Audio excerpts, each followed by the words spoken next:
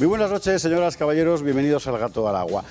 Usted recordará tal vez que la semana pasada hicimos aquí un editorial explicando que sobre una buena porción de aspectos de la vida pública, aspectos fundamentales, en realidad votar a Sánchez y votar a Feijóo era exactamente lo mismo, porque sus ideas fundamentales sobre estas cuestiones eran las mismas, de tal forma que cuando se habla de bipartidismo, bueno, pues es un bipartidismo un poco limitado.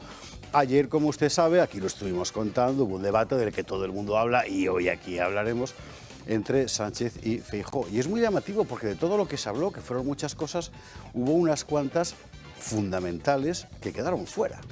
España, por ejemplo, tiene un problema único en Europa, que es que un tercio de la población carece de libertad para educar a sus hijos en la lengua del Estado. La cuestión de la libertad lingüística. Ayer pasó desapercibido en ese debate. España tiene un problema morrocotudo de inmigración ilegal, 200.000 inmigrantes ilegales desde que gobierna Sánchez. Ayer pasó desapercibido. España tiene un problema estructural, crónico, con el agua, lo tiene, en fin, desde los romanos, ¿verdad? Ayer quedó inédito. España tiene un problema evidente con su sector agrario. Pasó desapercibido. España tiene un problema evidente de reconstrucción de su tejido industrial. Ayer apenas se habló de ello. España tiene un problema clarísimo en materia de política exterior. Nadie sabe dónde narices estamos. Ayer intentó sacar algo Feijóo del tema marroquí, pero rápidamente corrió Ana Pastor a reñir a Feijóo con aquello de que ¿acaso pone usted en duda una política que nadie sabe dónde está? Es interesante porque todas estas cuestiones tocan no aspectos laterales de la gestión política, sino aspectos fundamentales, eso que se llama los aspectos regalianos, es decir, aquellos que dependen del poder soberano del Estado. Y mire usted qué interesante, que sobre esto ni Feijóo ni Sánchez tienen nada que decir. Puede ser que no tenga nada que decir, o puede ser que en el fondo los dos estén de acuerdo en lo mismo. Y los dos estén de acuerdo en una misma política lingüística, en una misma política exterior, en una misma política industrial, agraria, de inmigración. Así que si usted quiere que en España haya libertad lingüística, si usted quiere que en España haya una política exterior digna de una nación, ¿verdad?, normalmente constituida, si usted quiere que España tenga una política agraria mínimamente soberana, o una política industrial mínimamente soberana, o una política de inmigración, en fin, razonable, ya sabe usted a quién no tiene que votar, ni a Sánchez ni a Feijóo.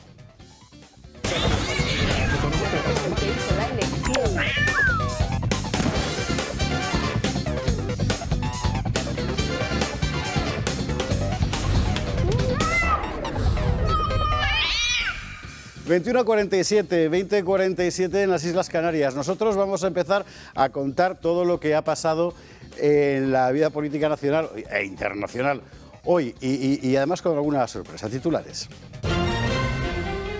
Lo primero, el debate bipartidista, una imagen incompleta de España, que es lo que se vio anoche. Hoy lo contaremos aquí, largo y tendido, y empezaremos haciéndolo tal y como lo anunciamos con don Ramón Tamames, que está aquí sentado con nosotros y va a ser el primer plato del apetitosísimo menú de esta noche. ¿Cómo ha visto Ramón Tamames después de aquella intervención parlamentaria el debate de ayer? Enseguida se lo contamos.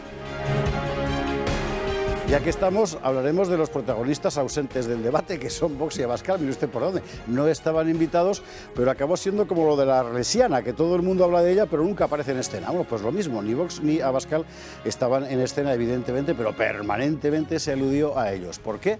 También lo veremos. Vamos a hablar, dentro de las cuestiones ausentes del debate de ayer, del asunto fundamental de la libertad lingüística.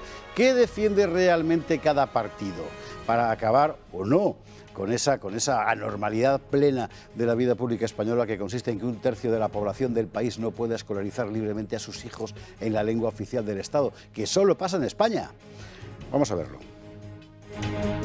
¿Sabe usted que hay polémica con el asunto del que te vote chapote? Incluso hay asociaciones de víctimas del terrorismo divididas al respecto. Bueno, aquí no entraremos en ese debate, o a lo mejor sí, si los contertulios quieren.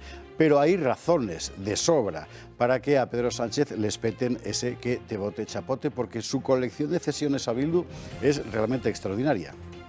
Las veremos también.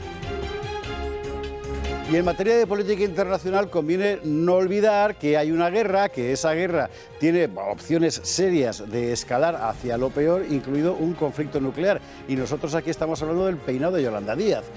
hay cumbre de la OTAN en la misma frontera de Rusia. Y en esa cumbre de la OTAN todo ha sido bendiciones para Ucrania, pero a Zelensky no le ha parecido bastante. Él pide más. De momento, tropas españolas en Eslovaquia y en Rumanía, que es a donde van a marchar. ¿Por qué? ¿Por qué? ¿Usted sabe algo de esto? ¿Le ha contado a alguien algo de esto? Vamos a hablar de ello. Vamos a ver todo eso dentro de un instante con todos nuestros contertulios, pero aquí anunciábamos ayer que para hablar del debate íbamos a pedir, y lo hemos conseguido, a un testigo de excepción, que además tuvo enfrente a los dos, ¿verdad? A don Ramón Tamames. Muy buenas noches. Buenas noches, Javier. Bueno, ¿qué tal? ¿Usted vería el debate?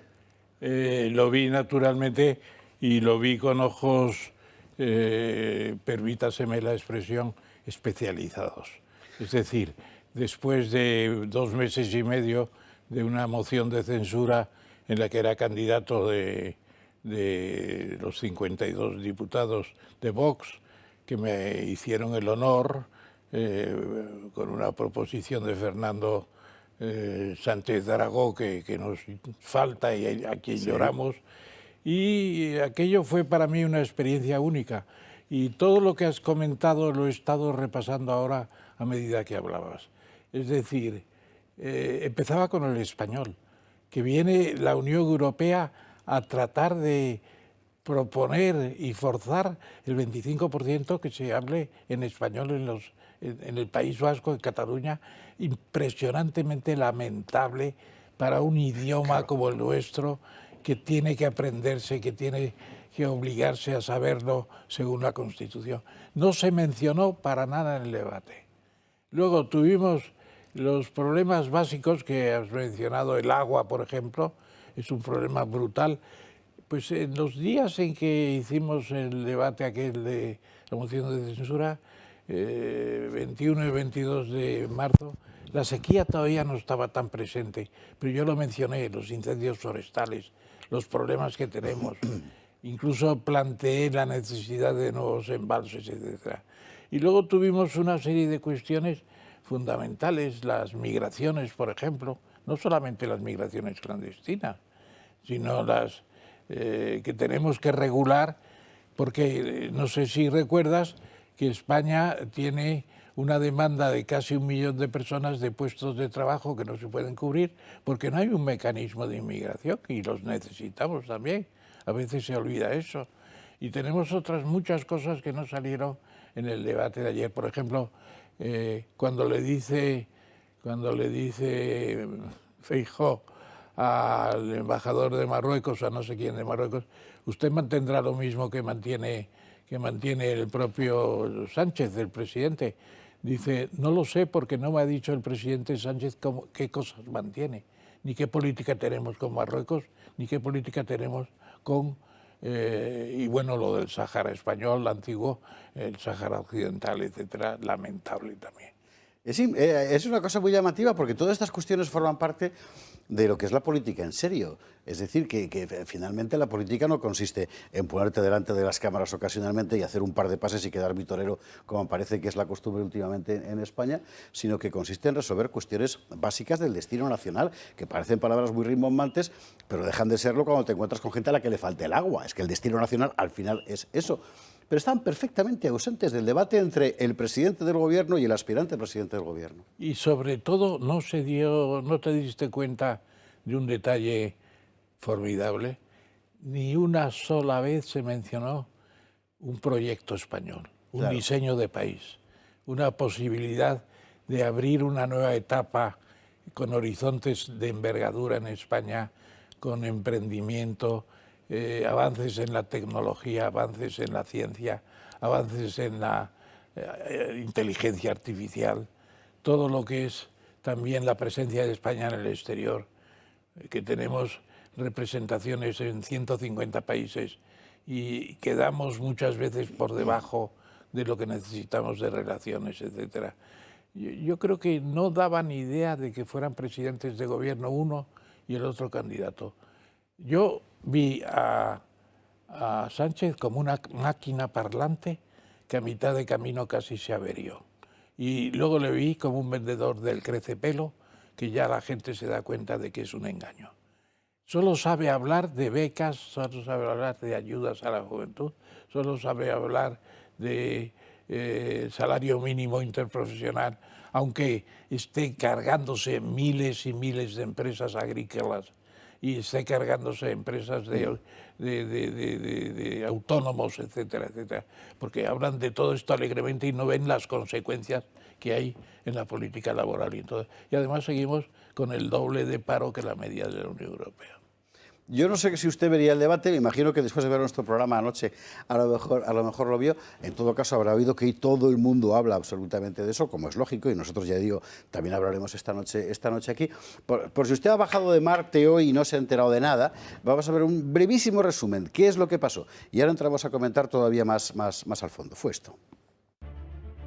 Por fin Pedro Sánchez y Alberto Núñez Feijóo se vieron las caras. Durante más de una hora, el líder socialista no dejó de interrumpir mientras el del PP intentó demostrar la mala gestión del gobierno. El cara a cara arrancó con el bloque económico en el que, mientras Sánchez se puso una vez más bajo el paraguas de la pandemia y de la guerra de Ucrania, Feijóo desmontó uno por uno todos los datos. Usted ha sido el tercer presidente del gobierno de España que menos empleo ha creado. No es cierto. Pero mire, las familias españolas viven en el país europeo donde más se han empobrecido, donde más renta disponible han perdido.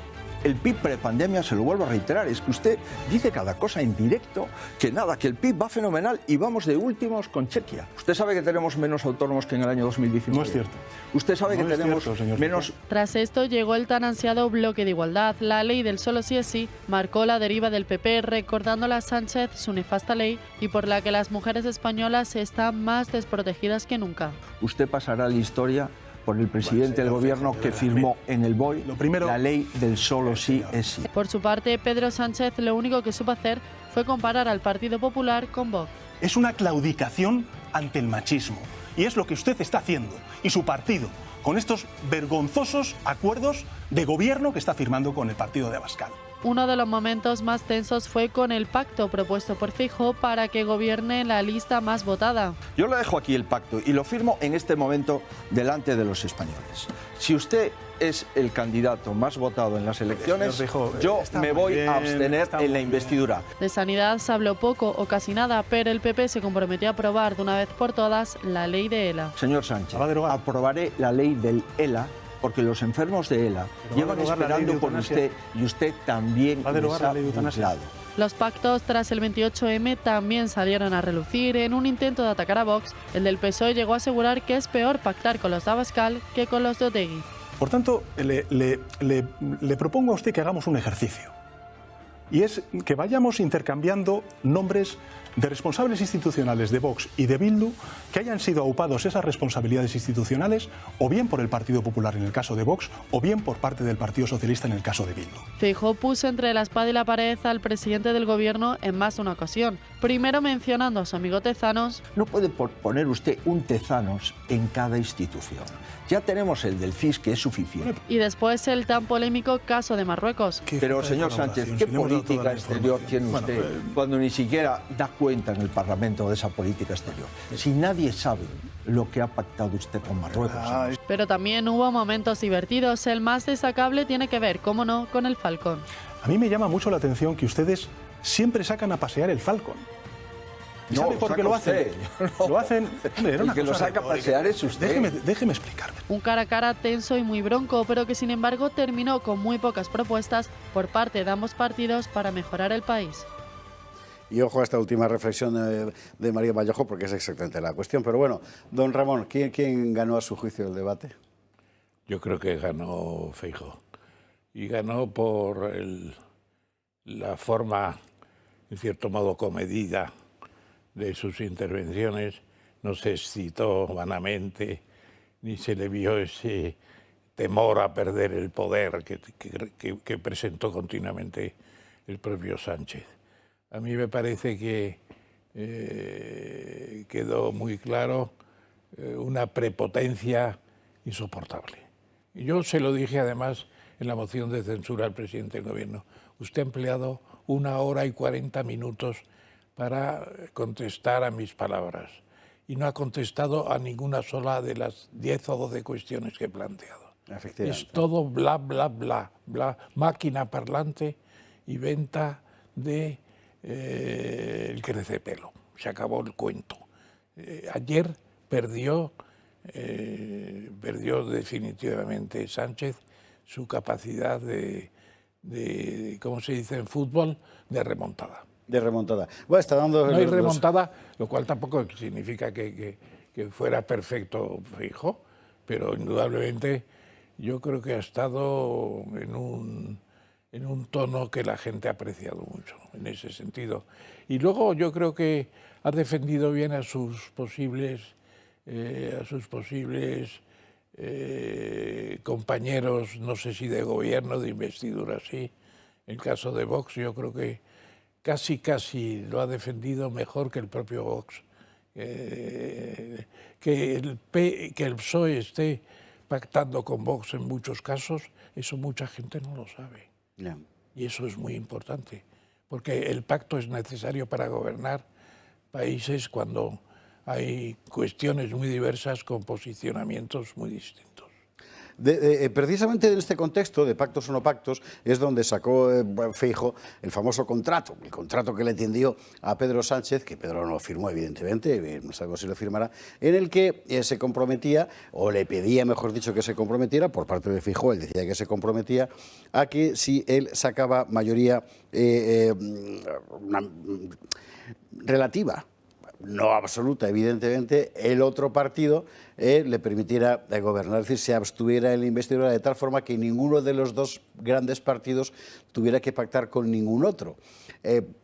Propuesta que yo no sé si es más un postureo que otra cosa, o si tiene por objeto terminar de arañar votantes por la izquierda para el Partido Popular. Hombre, como propuesta es un poco extravagante, ¿no? Más que extravagante, yo diría que aparentemente ingenua. Ingenua de pureza, la primigenia situación del primer partido, hay que respetarla tal y cual.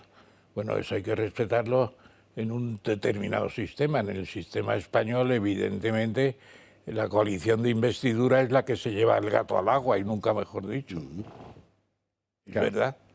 Y esa posición se alcanza con poder de voto y teniendo principios morales para aceptar unos apoyos o no aceptarlos. Ahí yo creo que quedó claro que aceptar en estos momentos el apoyo de Bildu y el apoyo de los separatistas que puede haber en el País Vasco y los separatistas catalanes que también hay, naturalmente, eso es ir contra la lógica de un Estado democrático y de un Estado que quiera ser apoyado por sus ciudadanos.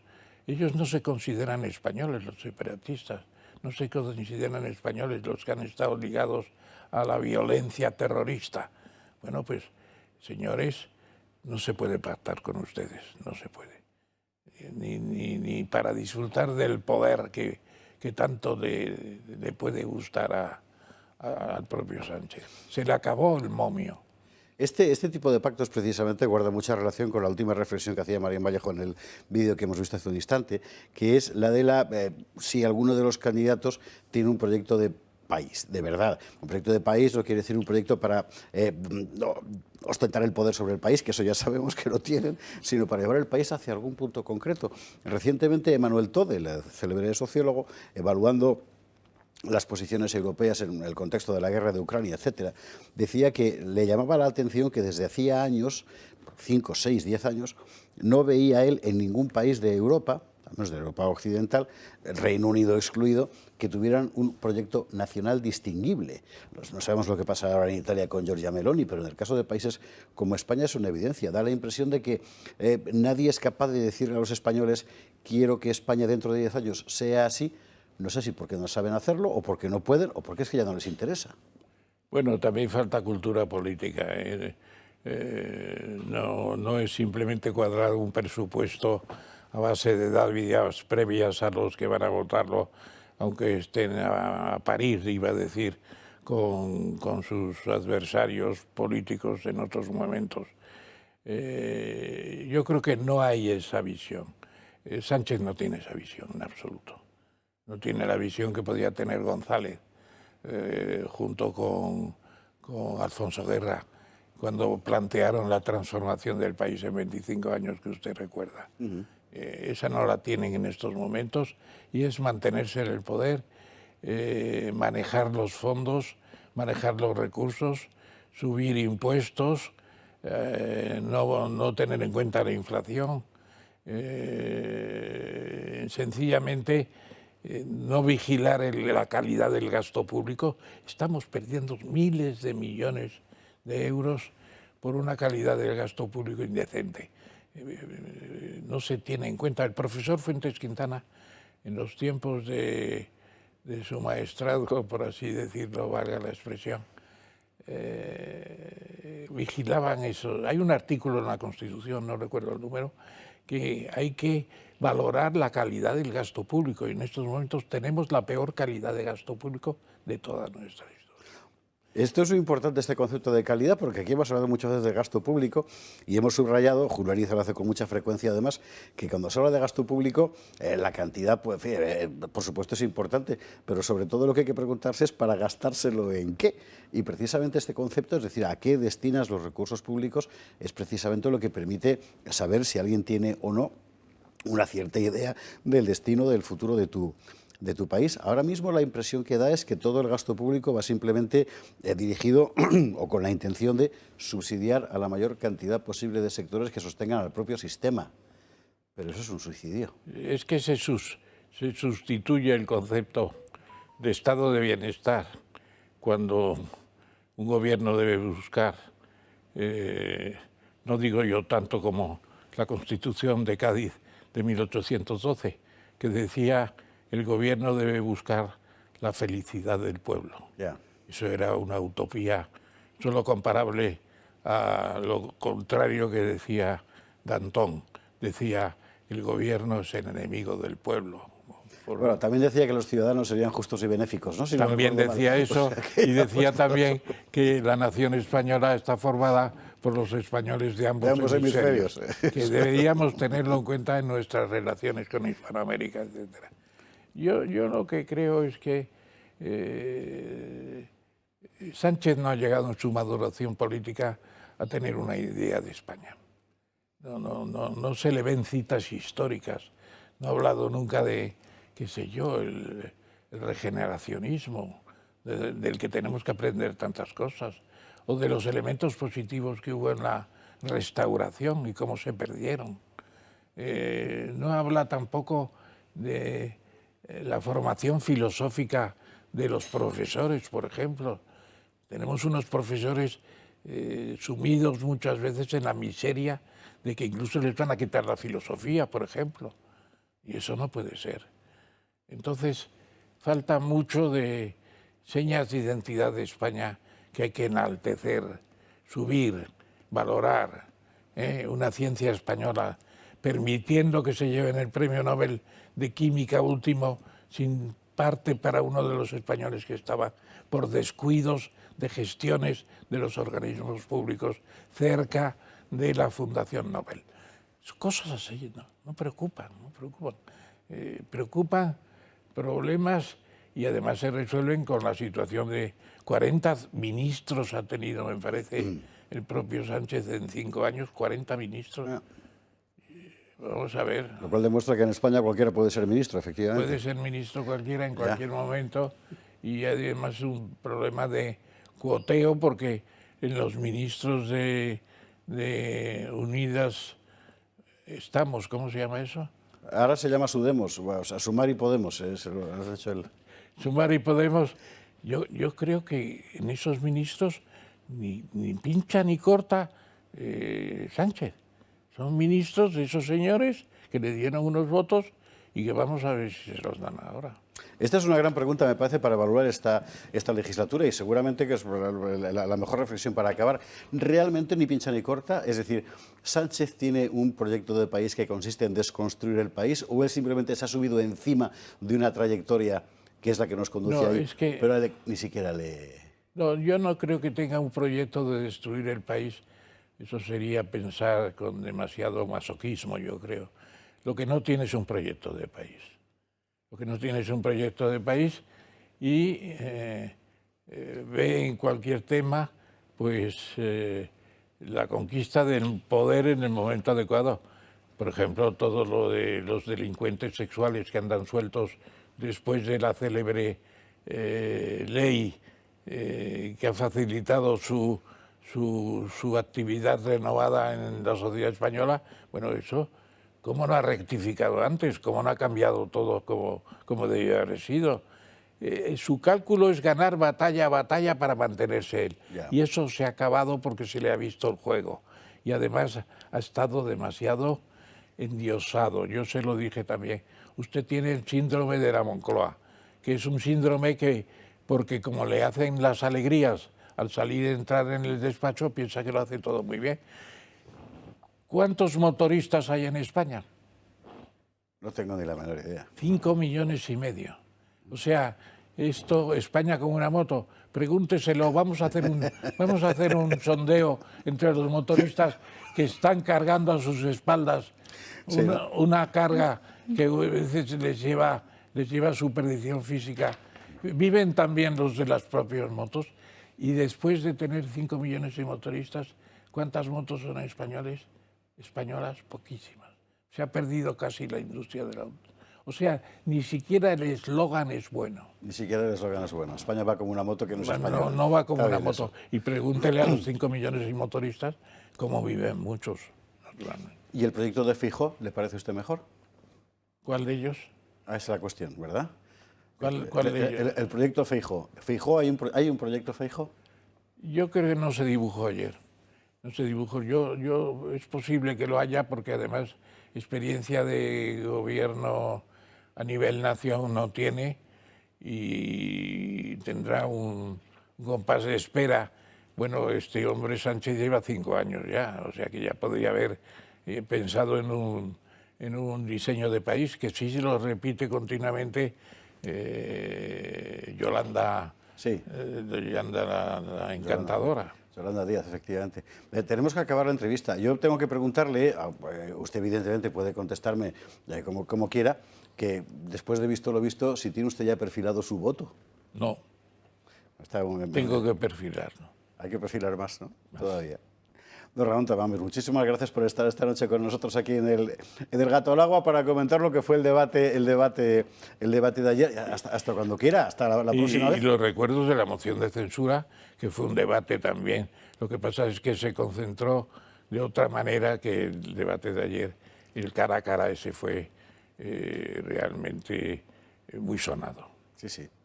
Y aquí lo comentamos efectivamente muy, muy a fondo. Gracias mil.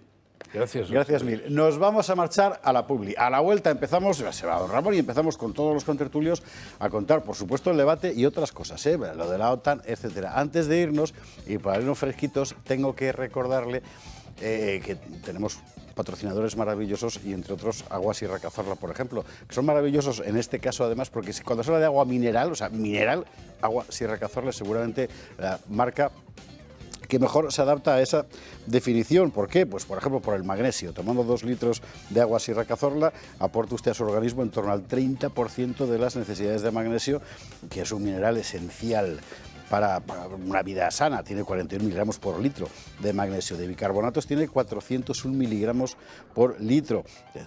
Conoce usted bien el valor digestivo del bicarbonato, además de ser un gran alcalinizante. Y solamente 1,3 miligramos de sodio por litro, con lo cual para hipertensos, y en esta campaña electoral los va a ver a manta, nada mejor que Agua Sierra Cazorla, que además sobre la base de esta misma agua elabora refrescos de naranja y limón sin azúcar, sin gas, etcétera. La bebida isotónica Evo 2 con muy poco azúcar, idónea para deportistas profesionales, en fin, Agua Sierra Cazorla. Ya sabe usted lo que hay que beber. Vámonos a la publicidad y a la vuelta toda la actualidad del día.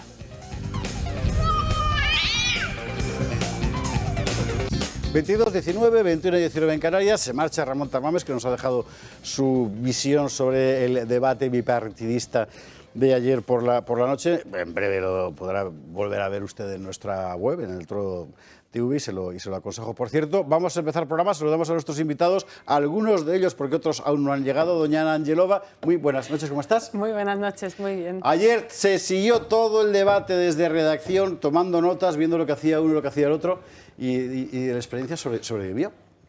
Sí, y a las 2 horas, bien. A las 2 A las horas. 2 horas, Pero además. fíjate que esta mañana, además, es que me lo he visto otra vez, Joder, el debate. O pero sea, eso como ya es llevamos vicio, 4 eso horas. es vicio ya. Sí, pero es que se ve distinto al día siguiente. Ya lo hablaremos. Eso se dice en todos los vicios, efectivamente, que la segunda vez se ve de otra manera. En fin. Bueno, ahora lo hablaremos efectivamente porque hay que ir al fondo y también un asunto que ya es Vox Populi, que es la interpretación psicológica del perfil de Pedro Sánchez, que se cada vez da más motivos para dejar de hablar de política y empezar a hablar de otro tipo de ciencias. En fin, Ana, bienvenida. Don Arturo Moreno, muy buenas noches, ¿cómo estás? ¿Qué tal? Pues nada, muy bien, José Javier. Nada, estuve viendo el debate Ya me imagino. como gran cantidad, me imagino, de españoles, como no sé si una mayoría, porque al final tampoco he visto datos de audiencia que han dicho. Mucha gente, Pero bueno, no sabemos que indudablemente, en mi opinión, ganó clarísimamente el debate, lo ganó Feijóo, porque yo creo que los debates se pierden. Y los ganan los que no los pierden. O sea, que es que al final, en fin, que meter la pata, yo creo que Sánchez estuvo fatal, ¿no? Quedando una imagen verdaderamente de una persona, bueno, pues yo creo que estaba un poco al borde del ataque de nervios y no lo tenía ya, ¿no? Con la prepotencia, la sobriedad de siempre, y estuvo mal del principio hasta el final. A mí me parece que es que no dio una a derechas, crispado, desquiciado, mal encarado, impaciente. Bueno, y desde el punto de vista gestual, ¿no? Me parece también que estuvo muy mal, o sea, provocaba una imagen más bien de poca empatía, incluso repelente, ¿no? Y Feijóo, pues bueno, yo creo que tuvo una especie de liderazgo tranquilo, liderazgo sereno, y respondió bien a todas las preguntas, estuvo contundente, estuvo solvente, que tuvo aplomo, temple, que yo creo que de alguna forma insufló confianza al país y causó, yo creo que una buena impresión. Indudablemente luego podemos entrar en detalles. Pero entraremos en detalles, efectivamente. Y bien a fondo, Arturo, bienvenido. Buenas noches. Don Enrique Calvet, ¿cómo estás? ¿Qué tal? Bueno, acalorado, ¿no? O sea, vaya día, como ¿no? toda España. Espero que esto esté funcionando. El aire, Si no yo también lo espero. Sí, y muy buenas noches a todos, a los teleescuchantes, telepacientes de esta ilustre mesa. Y bueno, no sé, veo que hablaba, porque yo soy el que ha llegado tarde, pero no soy culpable. Ya le dirán por qué. Pero que hablaba del debate, bueno, el debate, pero como se va a hablar después... Sí, señor. Solo decir una cosa, es decir, que por supuesto que estuvo fatal.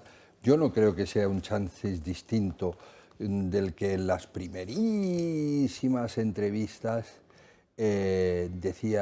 repetía 14 veces, no, pero esto lo sé porque yo soy presidente del gobierno, no, porque sepa usted que yo no puedo contestar eso, porque yo soy presidente del gobierno.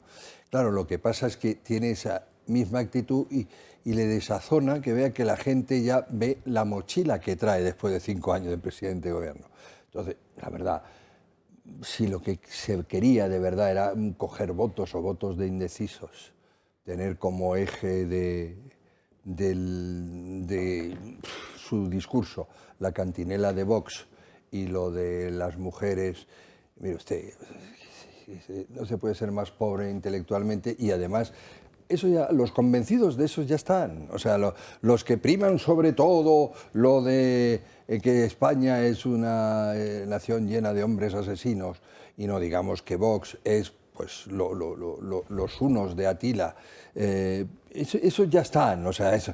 Pero a los otros ya lo está cansando usted y además está demostrando su pobreza intelectual, ¿no? O sea, no entendí cómo sus asesores le dejaron... Es lo llamativo. Nadie ha entendido por qué Sánchez lo planteó como lo planteó y hay todo género de interpretaciones, pero las vamos a ver después cuando lleguemos a la cuestión del debate. Antes de entrar en materia, que por cierto vamos a empezar con la cuestión de la OTAN, no con Sánchez, que llegará después, antes de entrar en materia, nos vamos con otra materia que estrenamos programa en esta casa. Un programa para hacer turismo como Dios manda. Laura Fernández, muy buenas noches, ¿cómo estás? Muy buenas noches, ¿qué tal? Pues encantado y cuéntanos esta idea. Pues este programa se emite este sábado 15 de julio, es un programa de turismo, se llama Más que Turismo y lo que hacemos es una guía turística para el viajero para que cuando tenga que viajar sepa dónde se puede alojar, dónde puede ir a comer, qué atracciones pudiera visitar, dónde pudiera cenar, es decir, que tenga una guía y no tenga, por ejemplo, que estar buscando en internet algún tipo de blog Y bueno, viéndolo en la tele simplemente o viéndome a mí, dirá, ay, pues yo quiero ir al hotel donde ha ido esa chica o me quiero ir a comer a ese restaurante. Entonces, bueno, quiero que sea un programa de motivación al viajero para que me vea y diga, yo quiero ir a esa ciudad y hacer todo lo que está haciendo ella. ¿España u otros destinos? No, de momento España. Hemos empezado por Canarias. De momento, dice, está bien. Sí, la primera temporada, sí, nuestra intención es hacer otra temporada ya fuera de España, sí. pero esta primera temporada es aquí. Pero fuera de España quiere decir Cataluña y Vascongadas. Empecemos. En San Sebastián hemos grabado. Ah, bien, Claro. Buena noticia todavía. Tenemos un programa ahí. ¿Y en Málaga tenéis? No, de momento no, por el sur todavía no hemos ido, pero sí, nuestra intención es ir. Para casa. Claro. Para casa, efectivamente. A ver, no me que me estáis destrozando el guión. Destinos, es decir, ¿para qué tipo de público? Claro, no es lo mismo ir a Tenerife con la mochila que ir a Tenerife con... Claro, a ver, intentamos que sea para un público amplio, no que sea para un público específico, porque nuestro programa, ya te digo, te mostramos el hotel, te mostramos, por ejemplo, en Tenerife vais a ver el Siam Park, el parque acuático, no sé si lo conocéis, que eso es para todas las edades. Después te mostramos sitios de ocio donde poder ir a cenar y después es verdad que a lo mejor te mostramos algún sitio de copas, que eso ya a lo mejor es para otro público, pero es para familias realmente y también, pues bueno, para gente joven. Un grupo amplio, que lo puedas ver cualquier persona o cualquier familia y decir, pues mira, yo me adapto a esta guía turística. De todo este abanico me quedo con este. Sí, pero intentamos que sea para familias también, más bien. Empecéis en Tenerife, ¿dónde más vais a ir? ¿O vais a llevarnos? ¿Dónde más vais a llevarnos? Pues mira, os voy a adelantar 4 sitios. Venga. En Tenerife va a ser uno de ellos, Gran Canaria también, y después aquí hemos grabado también en Madrid. Eso de aquí lo dice porque es insular, entonces os pasa a todos. No, pero digo, para que estamos aquí en Madrid y en San Sebastián, como ya lo habéis adelantado, y en San Sebastián. Madrid y San Sebastián. Sí, muy bien. esos 4, ya el resto los iréis viendo mediante salgan. ¿Cuánto tiempo? ¿Media horita? Más de media horita de programa, sí. Media horita de programa. Exacto. En el que apareces tú mostrando los destinos fundamentales de cada uno de estos puntos. Sí, montándome, por ejemplo, ahí montándome esa soy yo montándome por ahí en el ¿De verdad? Siam Park. O sea, tú te metes en el tubo ese de la risa con la cámara puesta. Exacto. Me vais a ver por ahí por todos lados. Menos mal que no me han encargado a mí ese programa, imagínate.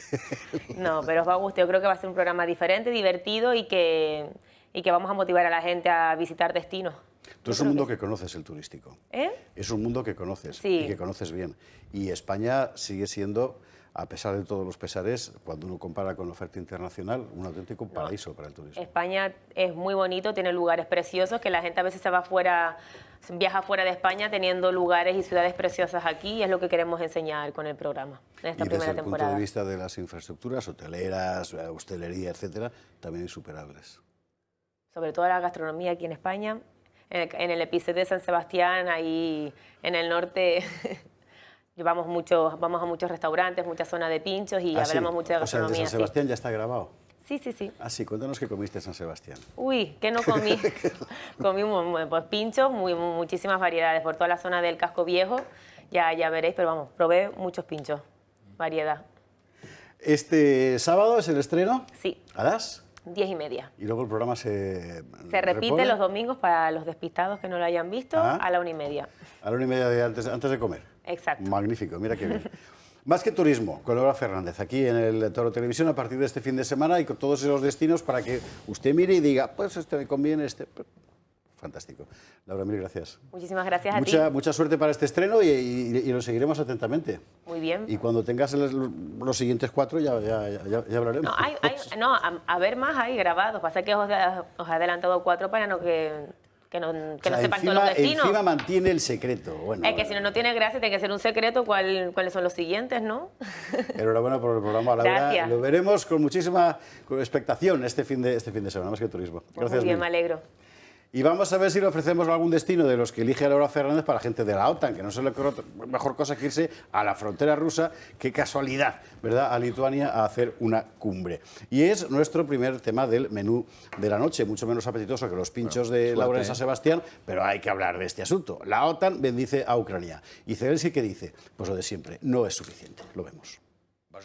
El presidente de Ucrania, Volodymyr Zelensky, ha criticado este martes que la OTAN haya planteado una serie de condiciones de cara a considerar la candidatura de Kiev para unirse al organismo y ha subrayado que parece que no hay disposición para invitar a Ucrania a la OTAN ni para convertirla en miembro de la alianza.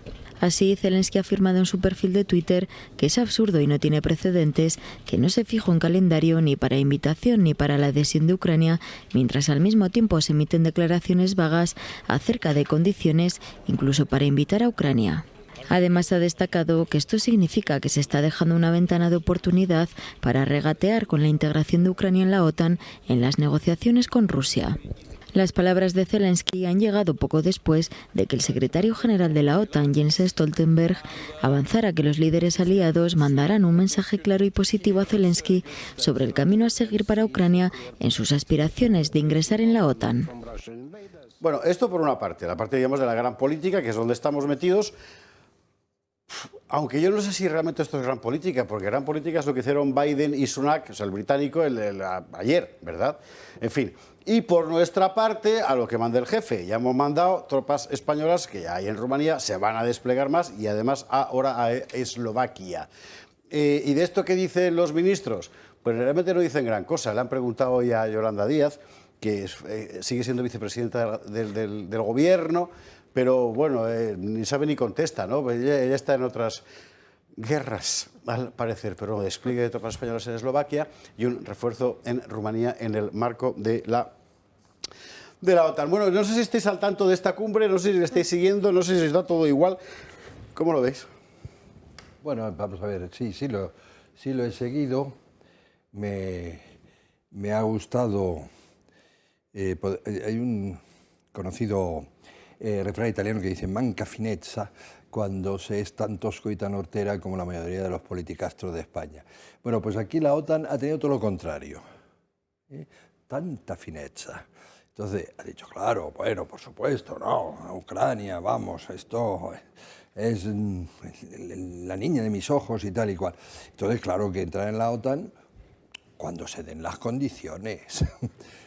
Perfecto, perfecto. La entrada de Ucrania en la OTAN o no, como un poco en la UE, pero la UE sí se hará a lo mejor dentro de muchos años, pero la OTAN o no es lo que está en juego, es un poco, se supone que la raíz del problema o la excusa que cogió Putin para invadir. Y claro, si hay que encontrar un acuerdo de paz, pues evidentemente eso habrá que cederlo. Por lo cual ahí la OTAN está haciendo diplomacia y me parece que no muy mal. En cambio sí que hay una cosa muy importante que ha sucedido en la OTAN, que es por fin la entrada de Suecia.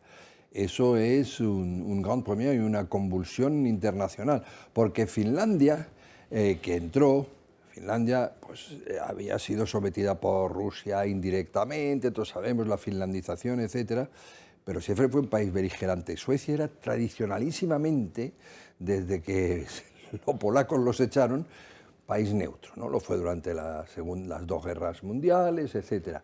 Y ahora eso cambia radicalmente y Suecia está casi en la frontera con Rusia, ¿no? Y eso sí que es gran política, es decir, eso sí que es un cambio geoestratégico importante, un fuerte mensaje. Nos queda saber exactamente qué es lo que se cobran por ello los turcos, aunque es bueno que todavía la OTAN tenga la capacidad de convencer a los turcos que se deje de tonterías, que después de todo es prácticamente el segundo ejército. Bueno, está sí, el lo que pasa es que generalmente bueno, las tonterías las pagamos al resto de los europeos al final. Eso, amigo, es donde yo... si tuviésemos un ejército europeo digno, no pasaría. Y eso lo digo siempre. Pero, bueno, ya sí, pero si eres un protectorado, pues tendrás que aguantar la protección. Pero lo de mí, pues, si mi abuela tuviera manillas sería una Vespa, es el clásico, ¿no? En fin. Lo siento. Bueno, ya, en fin. Lo podríamos haber hecho mejor. Arangelova. Sí, aquí es que hay dos partes. Por una parte, la parte de Turquía que decía Calvet, hombre, no es que le hayan convencido y haya dicho, oh, qué bueno soy, de repente voy a dejar a Suecia. No, lo que pasa es que Turquía está en una situación muy complicada, con la inflación de más del 50%, necesita dinero y Biden tenía muchas ganas de que Suecia entrase. Por supuesto. Entonces, por supuesto. ¿Qué pasa? Que si Biden le dice, vale, pues te convenzo para que hagas esto, pero quien lo va a pagar es la Unión Europea, porque tú lo que quieres en realidad es entrar en la Unión Europea. Yo no creo que haya sido gratis, obviamente. ¿Entrar en la Unión Europea aquí en Turquía? Sí. Largo me lo fiáis. Claro. Sí, sí, buenas palabras como Ucrania. Sí, sí, Claro. vale. En el tema de Ucrania, pues hombre, yo después de esto no sé qué legitimidad va a tener la OTAN para decirle a un Estado, no, tú no entras, teniendo en cuenta que cuando nos interesa cambiamos las normas. Que dice, bueno, es que los 2 pasos del plan de acción para la adhesión, bueno, pues quito la primera y así entran más rápido. O ahora cuando sí me interesa y ya está todo preparado para que entre Suecia, ahora sí entras tú. En ese sentido, yo si fuese Moldavia, si fuese Bosnia y quiero entrar y me dices que no, pues hombre, me enfadaría un poco. También porque ¿Tú te crees que a alguien le preocupa que Moldavia se enfade un poco? Pues a Bulgaria sí, que es el problema. Por ejemplo, claro, es que ese es el tema. Es que la cuestión al final es un poco de, ¿cómo decir?, de cohesión y de ¿cómo llamarlo? De disposición de los pequeños, a no aceptar de buen grado las órdenes del grande. Y no es lo mismo aceptarlas de buen grado que de mal grado. Todos saben perfectamente que si no estuvieran en la OTAN y en la Unión Europea vivirían mucho peor, serían mucho más pobres y más frágiles en defensa. Como pasó cuando la Guerra Fría, cuando el Comecon y el Pacto de Varsovia, ¿no? Bueno, yo veo hay 4 o 5 cosas que brevemente, ¿no? Porque se han dicho ya algunas. O sea, que Suecia y Finlandia al final son el 32º y con Suecia, porque Finlandia ya estaba porque no hubo veto, Finlandia no tuvo el veto de los turcos, ¿no? Suecia ha tenido que hacer bastante concesiones desde el punto de vista político, es decir, ha tenido que reformar su legislación antiterrorista y blindar el tema, blindar la cuestión del Partido Comunista kurdo, que tanto la Unión Europea como Estados Unidos, como la propia Turquía, lo consideran un partido terrorista, ¿no? Entonces han tenido que cambiar eso, han tenido que dar garantías a Ankara sobre esa cuestión, es decir, tampoco ha sido un camino de rosas. A cambio, el señor Erdogan ha pedido también, como ya hizo anteriormente en muchas ocasiones, pero esta vez más solemnemente, porque las negociaciones ya llevaban, como sabéis, congeladas desde el año 2007, ha vuelto a pedir otra vez el ingreso de Turquía en la Unión Europea, no sé si como brindis al sol, sino porque tocaba lo que sea. En cualquier caso, que duda cabe que Erdogan es una persona especialista por conseguir espacio en la escena internacional y que duda cabe que el veto a Suecia y a Turquía, que le ha propiciado también una posición bastante determinante, ¿no? En segundo lugar, el tema de Ucrania, ¿no? Ahí hay unanimidad. Hay una unanimidad de que, desde luego, en guerra Ucrania no va a entrar en la OTAN, ¿no? Mientras siga la guerra. Y después, pues hay diferencias, ¿no? Porque hay países que posiblemente no quieran tener una enemistad tan fuerte con Rusia. Ya veremos cuál es la evolución de Rusia, pero bueno, yo creo que es un tema que tampoco, aunque indudablemente ahora mismo estamos en una especie de frenesí pro-ucraniano, pero ya veremos cuando se remansen las aguas y cuando acabe esta maldita guerra, cómo se redefinen las relaciones, ¿no? En tercer lugar, pues el tema, han considerado que eso ha sido una novedad, quizá la única, es decir, la amenaza existencial de Rusia, es decir, y que han llegado a la conclusión los países representados en esta cumbre de que había que hacer un plan estratégico específico con la cuestión rusa, ¿no? Y bueno, pues han quedado en seguir trabajando. No hay ninguna resolución concreta, pero están desde luego fijando ya Rusia. Y luego el tema de China, ¿no? Es decir, la preocupación también por las maniobras militares de China en los mares del sur y la cuestión de Taiwán, ¿no? Y luego, en el mar del sur de la China, que es una cosa que tiene mucho que ver con el Atlántico Norte, como todo el mundo sabe. Por eso, pero bueno.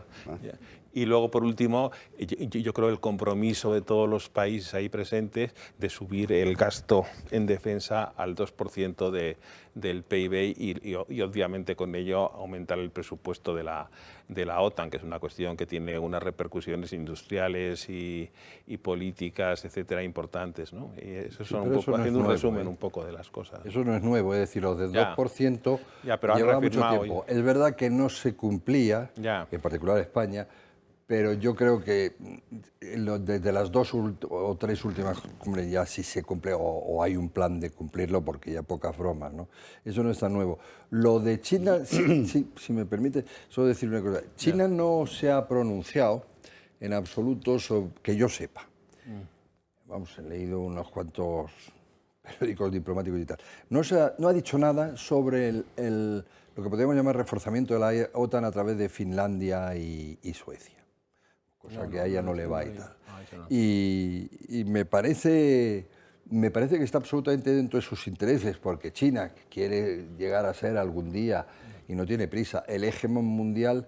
No le interesa tampoco una Rusia hiperpotente. Entonces, bueno, lo bueno es que se vayan debilitando los otros hegemones. Enrique, hay también, que aunque no tiene que ver mucho con el tema estrictamente de la cumbre, pero está en la geoestrategia del panorama internacional, el otro día hablaba José Javier de eso, ¿no? de la guerra inminente comercial que se va a producir seguramente entre Estados Unidos y China. Ya, en fin, están la imposibilidad de poder exportar chips de determinada capacidad, etcétera, y la respuesta de China, que ha sido desde el 1 de agosto, pues en dos productos que son metales, que prácticamente monopolísticos, porque tienen el 80% del galio, el 60% del mercado del germanio, pues vamos a prohibir las exportaciones. Eso fundamentalmente en todo el tema de vehículos eléctricos y computación, etcétera, por tiene supuesto, mucha... hombre, guerra comercial eso está ahí, sí o sea, que estamos en un mundo que...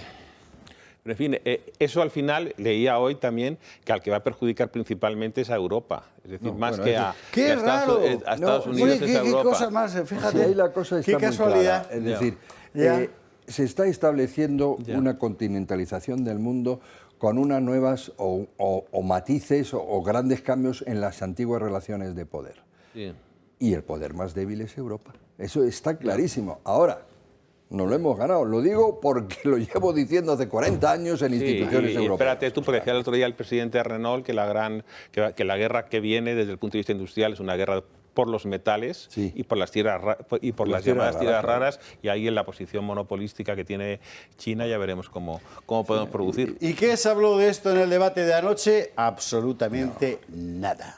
Como de tantas otras cosas, porque el debate de anoche, que yo no negaré que fue vistoso, no negaré que era interesante verlo. Aquí usted sabe que hicimos una cobertura especial del asunto. Hay quien incluso lo ha visto 2 veces, que ya hace falta ser cafetero, ¿verdad?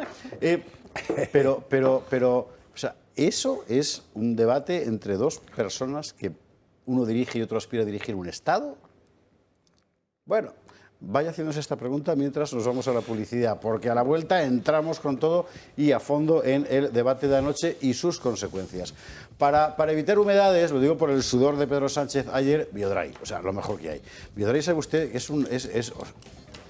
es un invento extraordinario, altísima tecnología aplicada a algo que hasta este momento era invencible, que eran las humedades por capilaridad. Gracias a Biodray, es un producto inventado, creado en Suiza, luego exportado. Aquí Biodray lo importa y luego a su vez lo vende por todas partes. Gracias a esto se acabó el problema de las humedades por capilaridad, y estamos hablando tanto de grandes extensiones como de pequeñas extensiones, es decir, una casa en el campo con un problema de humedad por capilaridad que no hay forma de resolver, como de grandes edificios como los que Biodray habitualmente provee, ¿no? ¿De qué se trata? Vamos a ver, es un dispositivo, lo tengo aquí, mire, del tamaño de un router, ¿eh? O sea, estamos hablando de un dispositivo francamente manejable. Un tamaño estándar, son 24 por 11 por 6 centímetros, 650 gramos de peso, pero no pesa nada. Esto se cuelga en la parte alta de la pared, bueno, con un soporte. Normalmente con uno es más que suficiente para cubrir toda la planta afectada, y lo que hace es lo siguiente. Primero, detiene el flujo de ascenso de la humedad y después hace descender la humedad de los muros nuevamente al subsuelo, de tal forma que toda la estructura, ¿verdad?, afectada por la humedad se va desecando gradualmente de arriba a abajo hasta desaparecer. Aproximadamente un 30% se evapora y un 70% drena por el interior de los muros. Y una vez que esto ha pasado, es ya para siempre. Para siempre, mientras esté el aparato. Es 100% autosuficiente, no usa electricidad, pilas ni baterías para su funcionamiento. Tiene una vida útil estimada de unos 100 años, o sea, esto aquí no funciona la obsolescencia programada, esto se pone ya es para siempre, no hay mantenimiento en el tiempo, no hay baterías, no hay nada que ir cambiando. Es ecológico, es decir, no genera campos electromagnéticos, no está emitiendo nada, es inocuo para cualquier ser vivo. Además, como no hay que hacer obras, pues no es invasivo ni destructivo y seca y protege de forma global toda la estructura del edificio. Ahorra energía, claro, y mucho dinero al mejorar el aislamiento térmico del edificio. Y BioDry se encarga, y esto es muy importante, de realizar el seguimiento del secado, acompañando al cliente hasta su completa satisfacción. En fin, una solución definitiva, fácil y sin complicaciones para un problema que hasta ahora parecía, ya digo, invencible, que es el de las humedades por capilaridad. Pues con BioDry ya está arreglado. Publi, y a la vuelta, el debate. 22:47, 21:47 en Canarias. Vamos a hablar del debate, de sus consecuencias, mejor dicho, porque es verdad que ha afectado un poco el mapa electoral. ¿En qué sentido? Bueno, eso es precisamente lo que vamos a ir viendo. De momento, creo que cuando uno repasa las reacciones de todos los medios, etcétera, la conclusión es evidente. O sea, no es que ganara Feijóo, es que perdió Sánchez por sus propios pecados, merecido se lo tiene. En fin, vamos a ver un breve resumen de esas reacciones. Luego entramos más al fondo en lo que no se habló. Que esta es otra cosa, es lo que hemos hablado con Ramón Tamames al principio del programa, ¿no? Pero, de momento, reacciones. Ha sido el debate menos visto de la historia. Rozó los 5,9 millones de espectadores y, sin embargo, ha sido el más esperado desde que Sánchez reside en la Moncloa. En el PP coinciden al señalar en que se vio un presidente poco preparado y nervioso. En España es la primera vez que medios de comunicación con líneas editoriales diferentes, opinadores también diferentes. Hay un consenso generalizado en que ayer ganó Alberto Núñez Feijóo. Hemos visto no a un presidente del gobierno, hemos visto a un aspirante nervioso, enfadado, agresivo. Mientras que en el PSOE apuntan a que el discurso de Feijóo fue engañoso. Creo que es enormemente engañoso trabajar solamente sobre la base de datos falsos, más o menos efectistas en la presentación. Y estuvo falto de verdad. Por mucho que el señor Feijóo ponga cara de tranquilidad, incluso esboce una sonrisa mientras miente, las mentiras, mentiras son.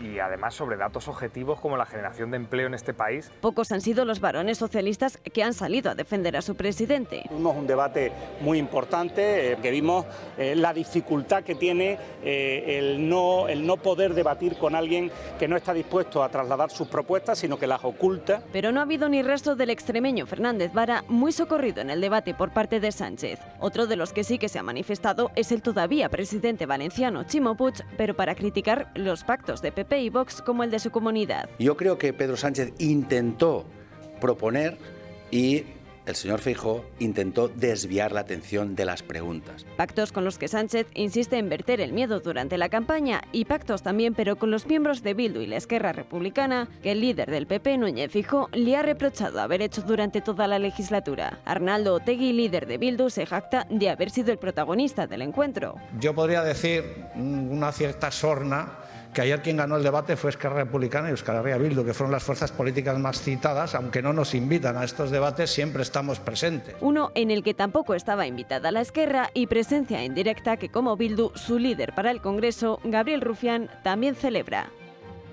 Bueno, en realidad los más citados fueron Vox, pero de eso hablaremos después. Usted está viendo estas reacciones de los políticos y estará pensando, pero vamos a ver, si yo lo que viera exactamente lo contrario, ¿cómo es posible que digan eso? Pues porque son profesionales, señora. Es que precisamente de que usted piense que está equivocado en todo lo que ve. Pero no, por eso hacemos programas de televisión, para que puedas contrastar, ¿no? En fin, bueno, vamos a ver, aquí yo abriría el programa con Ana Angelova. ¿Por qué? Pues porque se lo ha visto 2 veces. Yeah. Me parece que es algo que nadie más en España ha hecho. No, tampoco lo recomiendo, no te creas. No. Pues yo, fíjate, hoy vengo más tranquila porque el Partido Socialista ha dicho que a Sánchez no le ha salido bien el debate porque es que era un formato que hacía mucho tiempo que no veíamos. No es que no sepa debatir, es que el formato era complicado. ¿El formato? El formato. ¿A qué llaman que formato? Al cara a cara, solo 2 personas. Ah. Vamos, yo entiendo que Sánchez prefiere tener enfrente a 5 personas echándole en cara la gestión antes que solo a Feijóo, no lo sé. Prefiere tener aliados cerca. Sí, y además que, bueno, ya lo hablaremos luego, pero en el caso de Sumar, fíjate la diferencia de estrategia que ha habido, porque Sánchez no ha hablado mal de Sumar, dice directamente que va a pactar con Sumar y sabe que hay muchos sitios en los que el tercer partido va a ser clave. Entonces, mientras Feijóo no habla ni bien ni mal de Vox, se desmarca, pero tampoco dice mucho porque sabe que le va a necesitar después, Pedro Sánchez no ataca a Yolanda Díaz. Y eso es muy importante. Yo me esperaba, y lo vimos ayer mientras hacíamos los directos del debate, me esperaba a un Pedro Sánchez muy distinto. Igual que me esperaba un Feijóo muy distinto. Yo creo que dábamos por hecho que Sánchez iba a estar en su salsa porque precisamente este tipo de campaña que están haciendo en la televisión es porque a Sánchez le venía bien. Pero no lo hemos visto tan bien. Yo creo que no se esperaba que Feijóo fuese tan preparado. Fíjate lo mal que iba Sánchez, que Feijóo parecía que lo estaba haciendo genial, pero es que Miguel Ángel Rodríguez la ha estado preparando. Ah, sí, ha sido Mar. Ha estado Hombre, sí, estaba Mar, ha sido Mar, y Mar es el que le ha dicho, sabía. oye, tienes que estar moderado, comedido, que además yo creo que como Sánchez lo hizo tan mal, además Feijóo brilló. Es interesante, porque ahora vemos lo que piensan Arturo y Calvet, que son esto, veteranos, ¿verdad? Pero hay una cosa que todo el mundo pudo ver, y es que cuando Feijóo hablaba, el otro interrumpía permanentemente, ¿no? El PSOE ha dicho hoy lo contrario, pero en el Español me parece que han hecho la cuenta, ¿no? Y creo que de 46 interrupciones, quiero recordar, básicamente son así las cifras, 15 son de Feijóo, el resto es del doble, es de Pedro Sánchez. Tan notorio ha sido que en redes lo que ha corrido es, entre otras cosas de peor gusto, o de, como decir, de sensibilidad más procaz, una de las cosas que ha ocurrido precisamente es esto de las interrupciones de Sánchez. Este tuit, por ejemplo, ¿no? ¿Quién es? Señora, no me interrumpa. Bueno, es que este es un poco el espíritu de lo que se vio ayer. Digamos en el aspecto formal. Arturo Moreno. Sí, vamos a ver, los expertos decían que el debate podía cambiar, un debate de esas características puede cambiar entre el 4 y el 6% del voto, ¿no? Y también en un aspecto, ahora mismo hay un 10% de electores que están dudando entre el PSOE y el Partido Popular, aunque el Partido Popular ya le ha quitado un 12% al PSOE, que son unos 750.000 votos de lo que se está hablando, ¿no? Bueno, entonces, sobre ese marco del 4 o 6% que se puede ganar, ¿qué está pasando?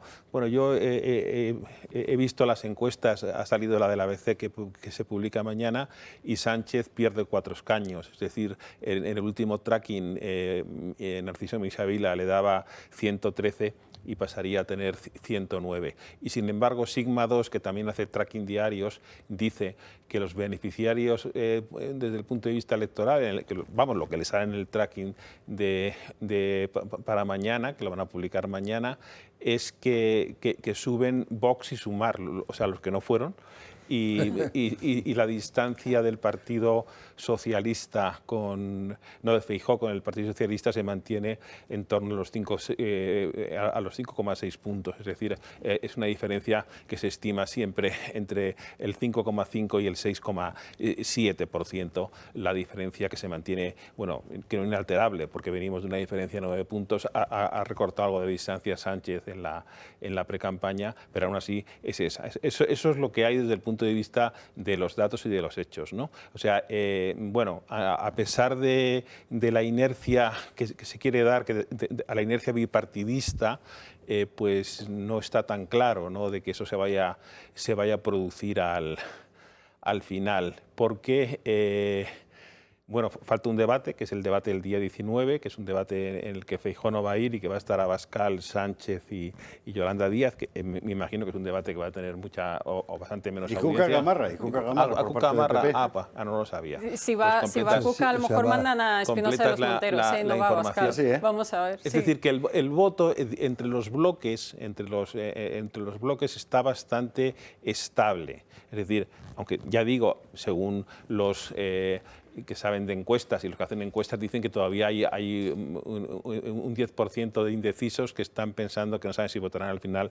al PP o al Partido Socialista, ¿no? Es decir, y ya le ha quitado al PP 750.000 votos, como he dicho. El Partido Popular, las entradas de votos para tener ese porcentaje que tiene, hay que saber que son 750.000 votos del PSOE, lo que se calcula, 860.000 de los antiguos de Ciudadanos, tiene una fidelidad de voto del 82% y 450.000 votos de Vox.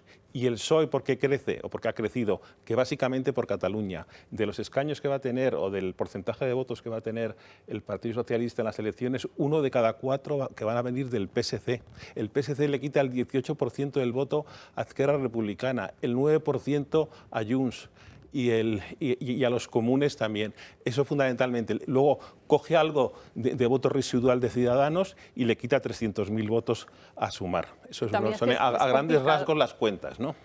Es complicado, digo, calcularlo así porque no siempre vota la misma gente. Ya, bueno, claro, naturalmente. Entonces... Se calcula una participación en torno al 70, que luego cuando se compute el voto de los inmigrantes, entonces 70, baja, que baja al 67. El 67 estamos alrededor de la misma gente, vamos, de la misma participación electoral que votó en el año 2019. Veremos. Enrique. Sí, vamos, yo que bebo un poco las mismas fuentes técnicas, digamos, por lo que veo de don Arturo, voy a aportar matices.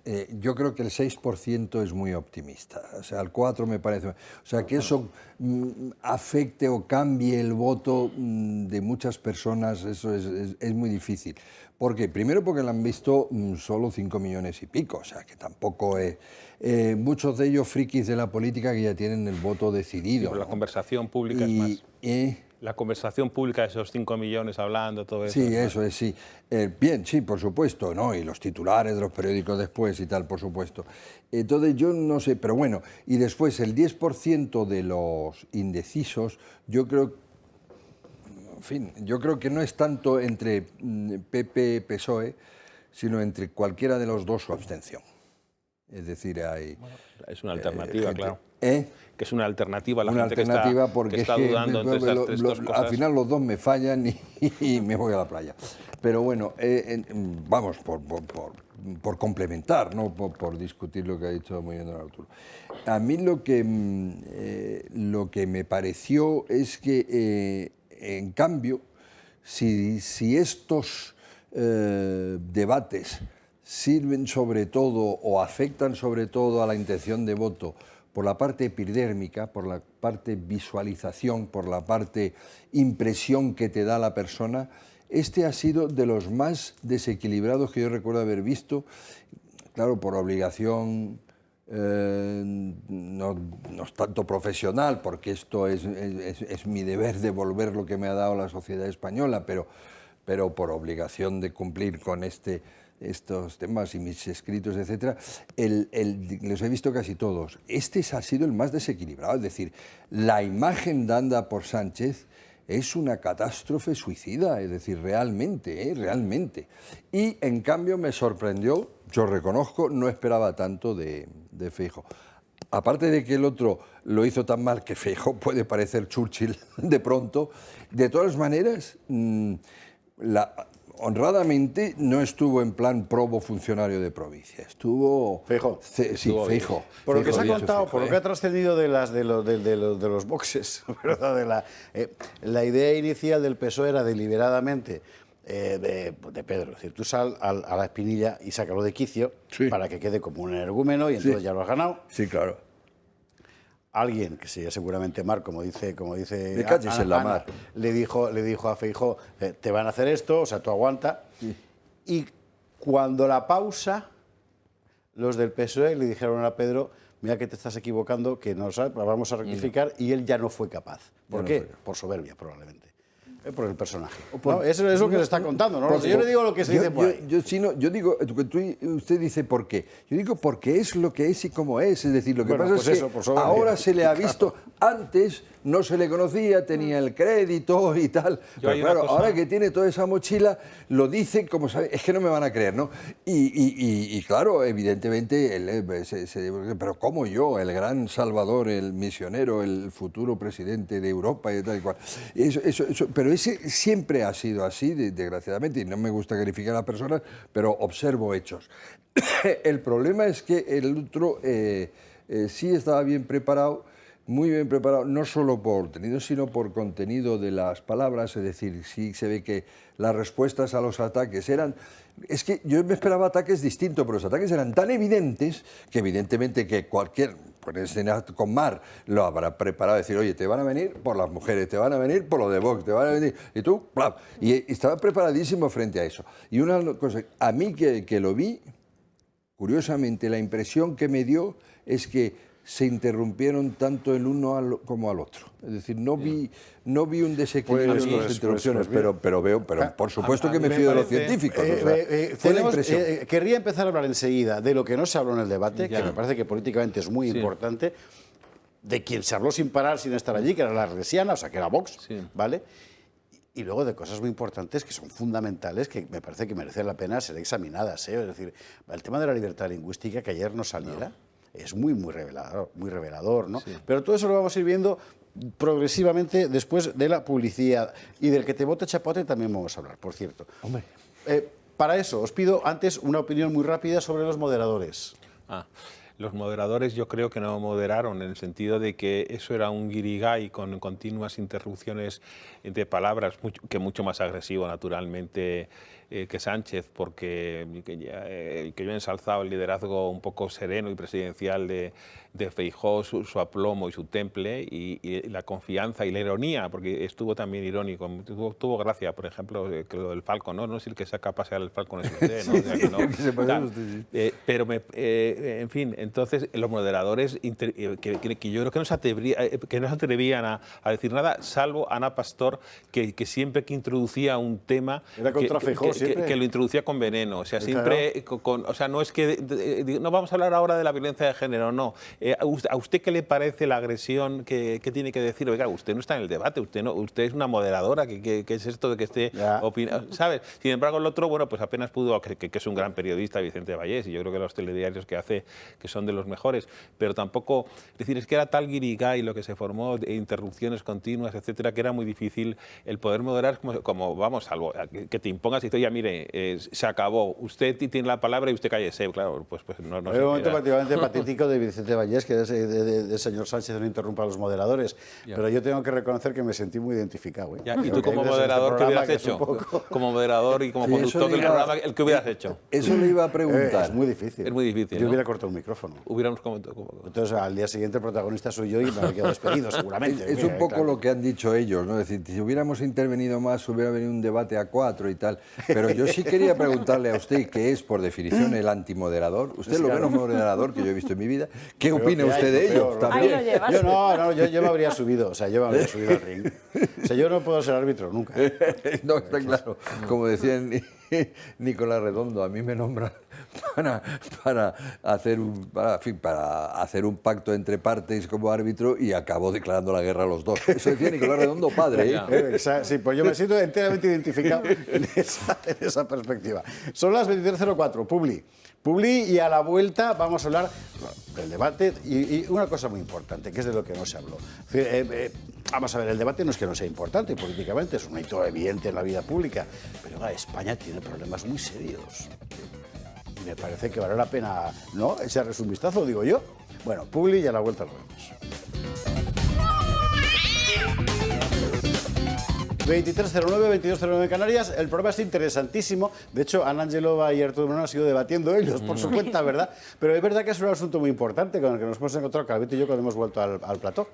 El famoso contrato, o sea, el contrato Feijóo, que además tenemos el papel porque lo sacamos ayer aquí mientras estábamos viendo comentando el debate y haciendo nuestro programa, ese papel por el que Feijóo propone el famoso asunto del gobierno del más votado. Claro, Es que usted imagínese la situación. Es decir, Sánchez saca un escaño más que Feijóo. Feijóo tendría mayoría absoluta, supongamos, con Vox. Y no va a formar gobierno, va a permitir que gobierne Sánchez, aún con una mayoría tan exigua, por este papel. O sea, la verdad es que es muy difícil explicar esto. Yo lo interpreto, Ramón Tamames hace un instante estaba de acuerdo en esto, y que es fundamentalmente una jugada de cara a la galería, ¿verdad?, de decir, yo no quiero pactar con nadie y, por tanto, votantes del PSOE que no queréis votar a Sánchez porque estáis hasta aquí, me podéis votar a mí. Es un poco la jugada, ¿no? Con trampa. Sí, porque la trampa la ha reconocido hasta Margallo esta mañana, es decir, porque sabe, en fin, que es prácticamente imposible que Sánchez saque más escaños, que el PSOE saque más escaños que el PP. El PSOE solo, claro. Lo que nos estamos jugando es otra cosa. Entonces, claro, con trampa porque sabe que, pues sí, será el más votado. No. Sí. ¿Y si sale Sánchez? Feijóo acaba con el Partido Popular. Como salga Sánchez primera fuerza y tú hayas firmado eso... Me importa un pito, porque si sale Sánchez de nuevo, es como el puntillero en la Plaza de Toros, se acabó España. O sea, que ya, mira... Sí, efectivamente. Arturo, ¿tú cómo lo ves? Sí, no, vamos a ver. A mí, que vuelvo a ensalzar otra vez la actuación de Feijóo, yo creo que estuvo francamente bien y tal, o muy bien. Hubo dos cosas que a mí me parecen indiscutibles. Que primero, una cierta equidistancia en la equivalencia que se hizo por parte de Sánchez de identificar a Vox con Bildu, es decir, a equiparar a Vox con Bildu. Entonces, a mí esa equidistancia a mí no me parece desde el punto de vista moral tolerable, es decir, que Bildu es el brazo político de un partido, de una asociación de matones que sembró el terror en España durante 50 años y cegaron la vida de 857 personas, que mataron, más las extorsiones, más la cantidad de gente que ha tenido que salir del País Vasco. Entonces, no delimitar esas cosas, a tener a lo mejor un poco de miedo o de prudencia, llámalo como quieras, en no decir, mire, ¿sabe qué le digo? Que yo como demócrata que no estoy dispuesto a tolerar que usted compare los pactos que ha hecho con Vox, que los ha llevado a la dirección del Estado, el Partido Socialista, y los ha sentado en la mesa del Consejo de Ministros, no como ministros, pero desde luego el Consejo de Ministros existe porque Vox está apoyando con un partido que desde luego tiene las manos limpias, ¿no?, en ese sentido, ¿no?, por lo menos, ¿no? Y que Feijóo ahí no diga nada, y ahí me pareció que yo creo que, fíjate, que como demócrata que estás en la obligación de defender cuando alguien quiere hacer la equivalencia o la comparación entre Vox y Bildu, de decir, no, mire usted, eso no se lo consiento, ¿no? Y luego la segunda cuestión que es discutible, la famosa carpeta con el acuerdo de que gobernamos si usted renuncia a gobernar, que era un poco por quitarse también, digo, claro, usted me acusa de esto, pero si nosotros nos pusiésemos de acuerdo, o sea, el recurso al bipartidismo y permitiésemos que gobernase la lista más votada, esto no lo había, me lo firma y tal. Quiero decir una cosa, en democracia, en una monarquía, en un sistema representativo parlamentario, el Parlamento te otorga la confianza si tienes una mayoría parlamentaria. Y da igual que sea de uno solo, o de dos o de tres. Es decir, lo que tienes que tener es la mayoría tal. Y claro, esto conviene subrayarlo, porque sí. Esto que dice Arturo Moreno, porque es verdad que nosotros, en buena medida por culpa de la prensa, hay que decir, los partidos han ayudado, hemos perdido un poco la perspectiva, da la impresión de que son las presidenciales donde votas a Sánchez o a Feijóo o a Abascal o a Yolanda, y no. Es decir, mañana podría ser presidente del gobierno alguien que no es diputado. Claro. Perfectamente, ¿eh? Como fue Draghi en Italia. Si una mayoría lo elige, una mayoría del Parlamento. Es que en España el sistema funciona así. Y en Italia ha pasado lo mismo. Incluso, en Italia ha pasado reiteradas veces, además. A Draghi, puede ser ministro alguien que no sea del partido más votado también. Por supuesto. Pero no fue el caso de Sánchez. Cuando la moción de censura, Sánchez no era diputado en aquel momento y sí fue presidente de gobierno. Efectivamente. O sea, que no era ni diputado ni en fin. Ahora, la primera cosa que ha dicho don Arturo, tengo mucho interés en comentarla, porque en la segunda estoy completamente de acuerdo. Esto no es presidencialismo y, oye, representas a una mayoría de la población a través de una mayoría parlamentaria que puede ser única o no. Pero lo primero, en efecto, cómo Feijóo fue tan blando o no reaccionó o incluso fue cómplice en la comparación de los extremos, ¿verdad? Tal y cual. Y para mí es un mal fundamental que vamos a hablar ahora, que es de lo que no se habló. Y es que Feijóo no quiere admitir, o no quiere ver, o no lo ve, o lo que sea, que el problema fundamental de estas elecciones, por la que la hacen tan especiales, es la pervivencia y el futuro de España, porque que está la continuidad amenazada. de la actual mayoría significa, en la práctica, la desaparición de España como continuidad histórica. Exactamente. Y es que es así. Y eso no es decir, quiere. Entonces, para él, porque la diferencia es que Bildu, aparte del aspecto terrorista, pero la diferencia está con Podemos, o no digamos con RC, etcétera, es que se quieren cargar España. Entonces, o sea, no tiene nada que ver con Vox, que quiere otra España, vale, pero España, pero bueno, pero estos se quieren cargar España. Y si se admite eso, evidentemente tiene que saltar ahí y decir, mire, no es lo mismo pactar con un partido muy de derechas que pactar con quien se quiere cargar España. ¿De qué no se habló en el debate? Bueno, pues es muy importante, porque lo que nos estamos jugando todos los españoles no es que gobierne Sánchez o que gobierne Feijóo, son otras cosas y hay que saberlas. Ana Gelova las resume. En el cara a cara entre Sánchez y Feijóo hubo un espíritu omnipresente. De Vox. Señor Abascal, señor Abascal. El señor Abascal. Vox de Vox. Señor Abascal. Pero no quisieron que Santiago Abascal participara. Qué cobardes son, ¿verdad? Quizás si eso hubiese pasado, los españoles habrían visto reflejadas sus preocupaciones reales en los 110 minutos que duró el debate. Por ejemplo, los candidatos a la presidencia habrían hablado de la inmigración ilegal que sufren nuestras costas, de la inseguridad en muchos barrios, de la discriminación del español en País Vasco, Cataluña o Baleares, también del Plan Nacional del Agua, de cómo nuestros agricultores se ven ahogados por la competencia desleal de productos que vienen de fuera, de la desindustrialización, de la sequía o de la soberanía energética. Pero no, Feijóo hizo sudar a Sánchez con temas como la economía. El problema de este gráfico es que está al revés. No, es que somos los últimos. O la ley del solo sí es sí. El principal problema que tenemos es la ley sanchista del solo sí es sí. Esenciales también e igual de importantes que la sanidad, sobre la que se pasó de puntillas, o las imposiciones ecologistas que pretenden terminar con nuestro sector del automóvil, un 10,5% del PIB y un 9% del empleo. Si Sánchez lo pasó mal para defenderse de los temas que podía prever que le iban a sacar... Un error jurídico... No, eso no es un error jurídico. Déjeme terminar, señor Feijóo. Yo le he escuchado a usted. Peores defensas habría tenido para temas que se escapan de su agenda. El presidente estaba fuera de sí ante la mirada de un Feijóo que salió airoso del debate, pero que no se acercó a las necesidades de la derecha social.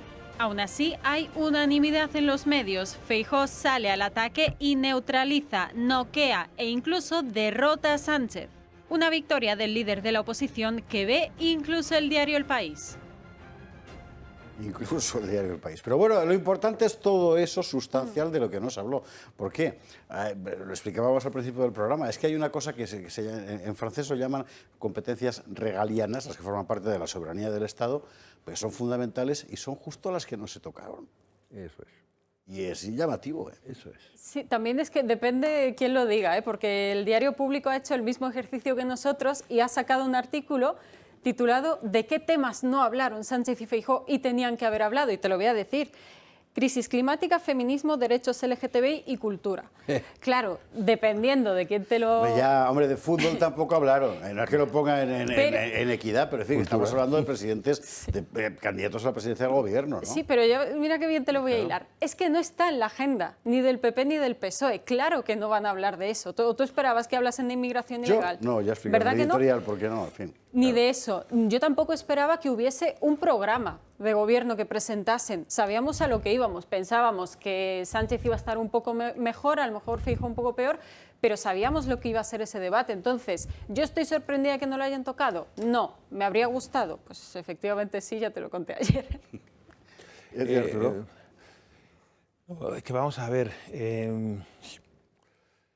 El bipartidismo en España yo creo que está sobrevalorado, ¿no? Es decir, porque es que realmente ¿cuántos años en España ha habido bipartidismo? De verdad, ¿Y qué contenido tenía? Claro. Antes de la conformación de la alternativa del Partido Popular, estamos hablando a partir de los años 90, a partir del 89, 90, en España no había bipartidismo porque no había alternativa de gobierno. O sea, había un partido que tenía 105 diputados y no subía de los 105 diputados ni de ninguna forma, ni empujado de nada. Entonces, y que llega Aznar tal, y a partir del 90, en el 93, que gana Sánchez, perdón, que gana Felipe González, y en el 96 gana Aznar. Y hay, yo creo que bipartidismo durante del 93 o del 90, me da igual, hasta el 2011. Y en el 2015 empieza los Podemos, no sé quién, no sé cuánto está. O sea, con lo cual quiero decir que tampoco es tan larga la historia del bipartidismo. Y luego, en cuanto a contenido, a mí me da la sensación de que el bipartidismo no ha sido reformista. Es decir, bipartidismo, lealtad institucional, nos ponemos de acuerdo para hacer bien la abdicación de don Juan Carlos en el año 2014 y tal.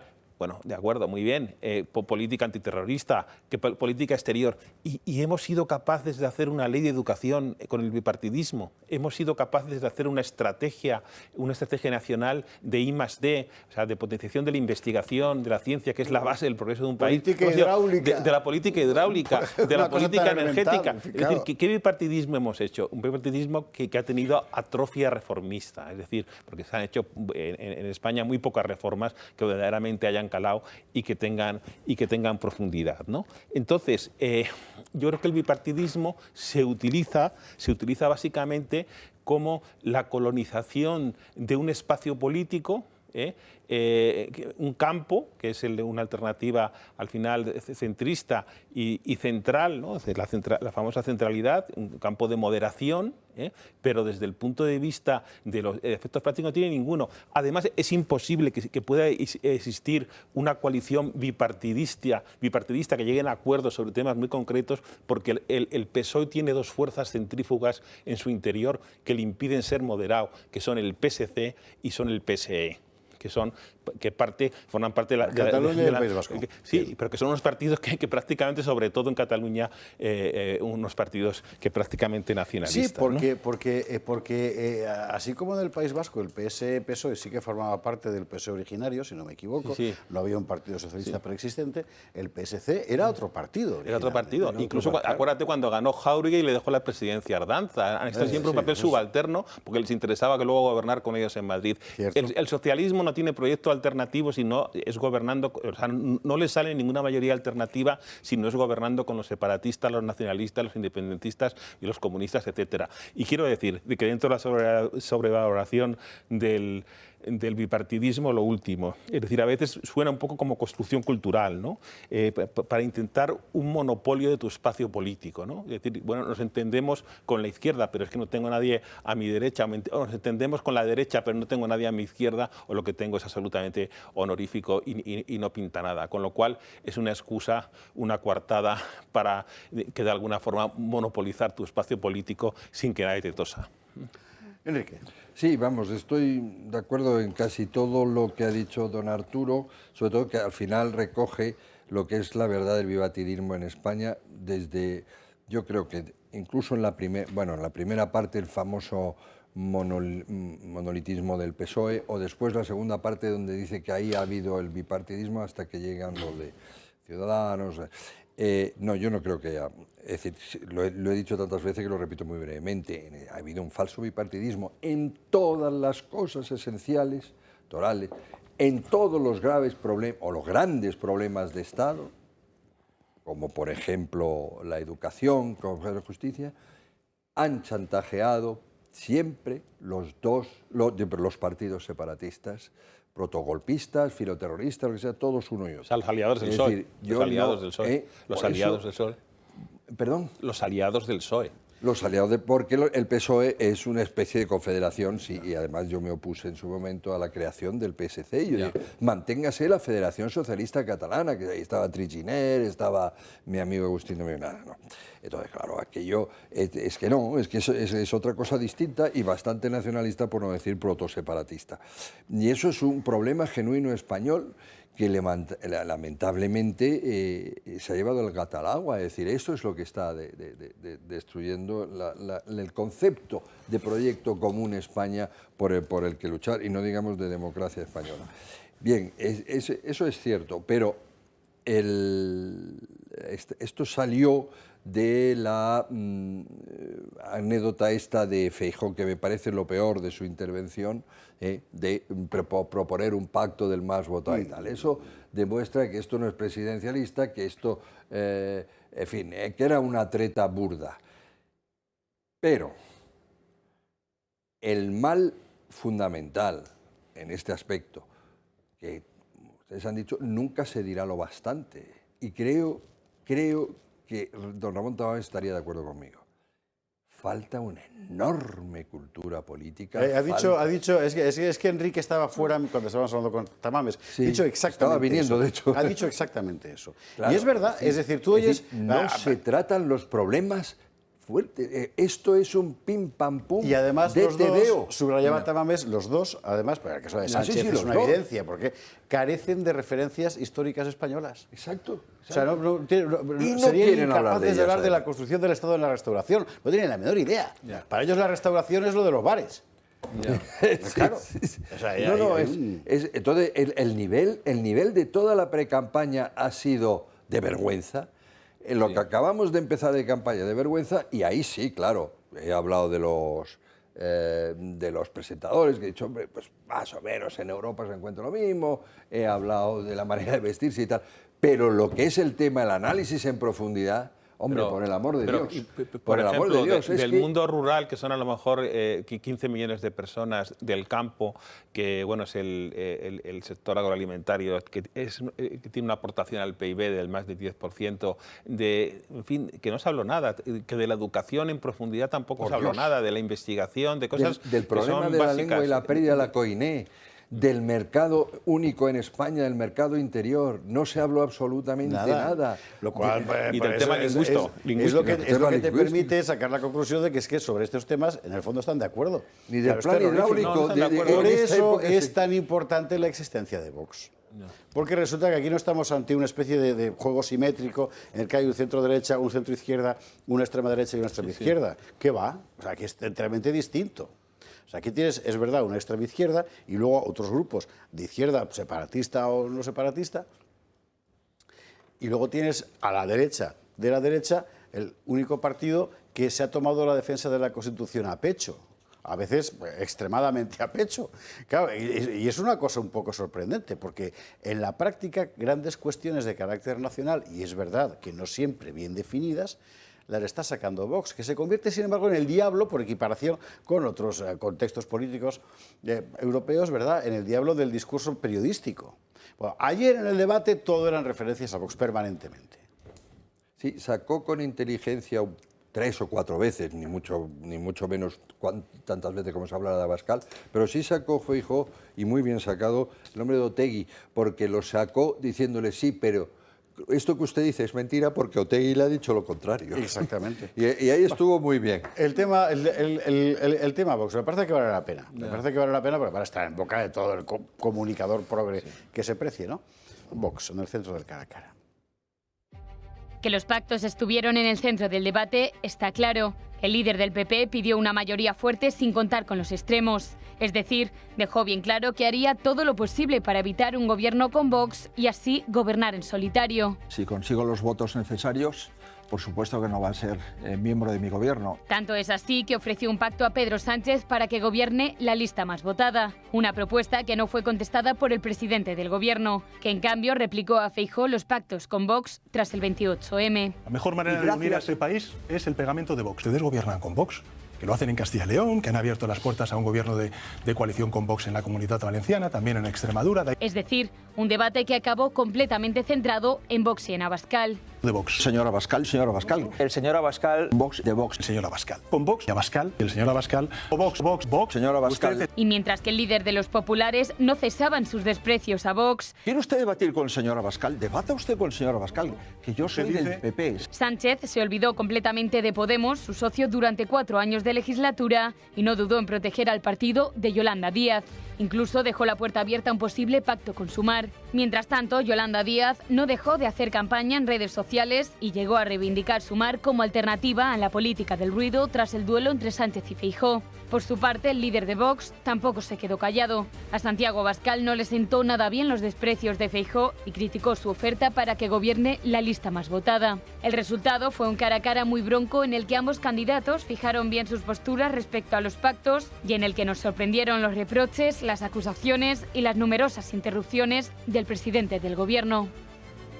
Bueno, Enrique, solo quiero decir que era un pacto, no era un pacto para que gobernara la lista, era un pacto para que no gobernara nunca Vox, o no entrara en el gobierno Vox, ni Bildu, ni creo ERC.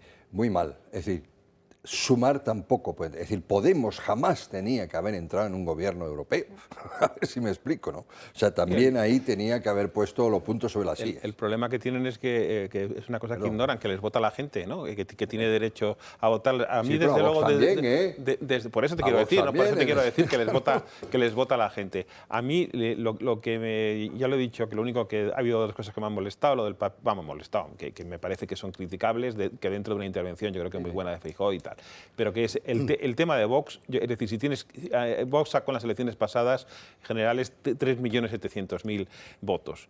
Y si tú eres votante de Vox, lo vas a seguir siendo, o te vas a cambiar al Partido Popular esta vez, o lo que sea, pero que te comparen con Bildu, no, hombre, no. Eso crea, desde el punto de vista de la inteligencia emocional, eso al final lo único que hace es fortalecer a la... En fin, pero ¿cómo usted me va a comparar con unos señores que han matado, asesinado, que quieren destruir España y qué tal? Bueno, pues eso yo creo que lo que hace es concentrar fuerzas desde el punto de vista interior. Es igual que no reconocer en Murcia a 118.540 murcianos que te han votado, que han sacado el 17,7% del voto, pues chico, a mí me parecería mucho más inteligente darles entrada en el Consejo con una representación limitada que estar teniendo esta... Porque al final el tío que ha votado en Murcia a Vox dirá, oye, ¿y por qué mi voto no vale para nada? ¿Por qué no quieren darle ningún valor? Es decir, yo he votado, vamos, pienso en voz alta, un murciano, he votado muchas veces al Partido Popular, pero decidí cambiarme a Vox. Y ahora resulta que mi voto, que es el que completa la mayoría absoluta del PP en Murcia, que no vale para nada. Ese desprecio, esa falta de respeto a mi voto, ¿por qué? O sea, ¿yo qué tengo que ser aquí? Que tenemos que decir a todo que sí, callarnos y nada, ser una especie de mártires ¿por qué causa, además? ¿Por la causa Feijóo? Pero una de las razones de este problema, y dejo una misma, es lo de la democracia no militante. Es decir, esto se hubiera acabado, sí, como en cualquier... Francia, Alemania... en cualquier democracia, no digamos en Estados Unidos, partidos que declaradamente actúan, independientemente de lo que pongan en sus estatutos, que también habría que ver, actúan contra los principios fundamentales de la Constitución, y no me refiero solo a Bildu, sino a RC, a Junts y al PNV, hubieran sido ilegales. Entonces no habría problema, porque nadie va a ilegalizar a Vox, porque no hay ningún motivo, ninguno. Igual que en Francia, no se ilegaliza Le Pen. Bueno. Pero si hay un partido separatista, ya te aseguro yo que sí. En Francia, el partido, el movimiento de Le Pen, con los republicanos y con tal, todo junto ya tiene el 48% del voto después de esto. Perdona. Ana Gelova.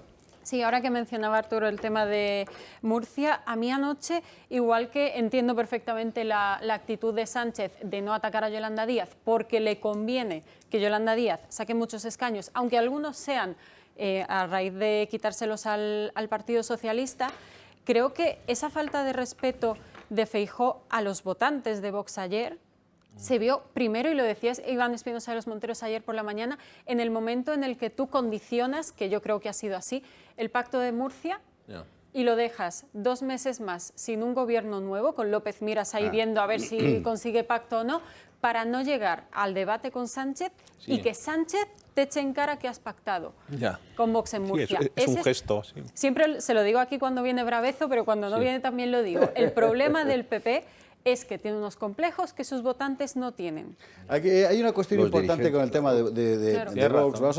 Aquí hay gente, respecto a este programa, mucha gente de Vox, mucha gente del PP también, y hay incluso gente del PSOE, nos consta, en fin, o de Podemos, y les saludamos con mucho cariño a todos ellos, ¿verdad? No, yo no soy de Podemos. Sobre todo a mis amigos de Vallecas, por ejemplo, ¿no? Que no, de verdad, del PSOE, sí que me lo contaron. Y a los del PSOE. Bueno, pero hay una cosa que es evidente, una cuestión toral que diría Calvet en la Constitución, que es la libertad lingüística. Es que solo la defiende Vox, es alucinante. O sea, una libertad básica de nuestro sistema de libertades solo la defiende el partido supuestamente de extrema derecha. O sea, ¿me entiende usted el contradios que es esto? El tema de la libertad lingüística es básico. Bueno, tan básico como que cuando uno ve los programas el resultado es este. Normalizar o no el uso de las lenguas cooficiales. Ese es uno de los retos a los que se enfrentan los 4 principales partidos a la presidencia. España es el único país en el que se ataca su propio idioma. Y en Cataluña, por ejemplo, ni las sentencias del Tribunal Superior de Justicia que obligan a que al menos el 25% de las clases se impartan en español en las escuelas han servido para algo. El auge de los nacionalismos ha hecho mella en los sistemas educativos en aquellas regiones donde impera una segunda lengua. Tanto que hasta para poder optar a un empleo público es una condición sine qua non el acreditar su nivel de conocimiento. Las elecciones del 28 de mayo han dejado varios acuerdos entre PP y Vox en la materia. En la Comunidad Valenciana y en Baleares, ambos grupos han acordado un modelo lingüístico para poner fin a la marginación del español, aunque eso sí con peculiaridades, pero que acaban con la inmersión lingüística en valenciano o en catalán en los colegios, algo que sin embargo no sucede en Cataluña ni tampoco en Galicia. Aquí, por ejemplo, bajo gobierno popular, el conocimiento del gallego es excluyente en ciertos casos y en País Vasco, sin embargo, la justicia ha asestado un golpe al nacionalismo hace apenas unos días, anulando la exigencia del uso prioritario del euskera, al menos en los ayuntamientos. Si bien la educación se encuentra transferida a las autonomías, son muchos los que se preguntan hasta qué punto puede interferir el color del gobierno en las instituciones. Vox aboga porque la educación en concreto sea devuelta al Estado, de tal modo que así se garantice el uso del español en todo el territorio nacional, dejando de lado cualquier tipo de discriminación, pero una propuesta que dista con la enseñanza bilingüe que plantea el Partido Popular o las excluyentes del Partido Socialista y Sumar, que abogan por el uso de las lenguas cooficiales en el contexto de la búsqueda de una España competitiva en el ámbito digital, así como su protección y empleo, cada grupo de manera respectiva. ¿Qué tiene que decir Feijóo en materia de libertad lingüística? Hombre, es que no tiene mucho que decir, por si acaso. Mire usted, por ejemplo, esto que acaba de publicar Hablamos Español, ¿verdad?, donde había un problema muy serio con una profesora de violín, 17 años de experiencia como profesora de violín, máxima nota, pero que ha perdido su plaza por no tener el C1 de gallego. Es que eso es la Galicia de Feijóo. Es que eso es la Galicia de Feijóo. Pero eso es un atentado contra un derecho fundamental de la persona y es absolutamente anticonstitucional. Y sin embargo, el problema es que el Constitucional ha creado, a golpe de sentencia, otra Constitución que no es la que se votó. Hombre, y yo, fíjate, hoy me he remontado a la época de Feijóo en Galicia, porque decimos aquí, es que parece que el resto de España Feijóo es un político nuevo. No, Feijóo no es un político nuevo y además aquí hemos tratado muchas veces la imposición lingüística también en Galicia. Y me he encontrado con un caso que además creo que aquí se comentó. Feijóo exige el gallego como requisito obligatorio para ser profesor, año 2019. Es esto, antes de las elecciones de abril de 2019. Y me he ido al programa electoral de Casado, de abril en 2019. Dice Casado que las lenguas cooficiales podrán considerarse un mérito, nunca un requisito excluyente. Entonces, yo me pregunto qué palabra tiene Alberto Núñez Feijóo, aunque lo ponga en el programa electoral, de decirnos que una lengua cooficial no va a ser necesaria para acceder a un puesto público de trabajo en Galicia, si en ese momento estaba yendo contra su propio presidente. Pues porque un problema muy serio del Partido Popular es que, como es un partido de poder desde hace decenios, en la práctica ha sido devorado por la práctica del poder autonómico en España. Entonces el Partido Popular como partido de Estado es un partido y luego en la práctica el Partido Popular como partido de gobierno en esta especie de estructura neotaifal que es España se comporta como un partido de taifas. Y algo tendrán que hacer porque objetivamente el problema del PP es ese. Hombre, y también... Bueno, uno de los problemas del PP. Y del PSOE. Y del PSOE. Del PSOE. Sí, lo que pasa es que para el PSOE es un problema. No, pero para el PP quiero sí. decir, el socialismo que yo conocí y la socialdemocracia que todavía practico, etcétera, ante ese atentado contra un trabajador con todos los derechos, estoy hablando de la profesora de violín, evidentemente hubiera saltado y los sindicatos hubieran y tal. Y ayer en el debate hubiera dicho, ¿y usted, señor Feijóo, cómo tolera que haya esa discriminación en España de segunda y tal? Es decir, los valores que yo creo que son también del centro derecha, ¿no? Que es la igualdad de los ciudadanos, el respeto a la Constitución que dice que basta cosa y tal y cual, es que nadie los defiende en este momento. Sí.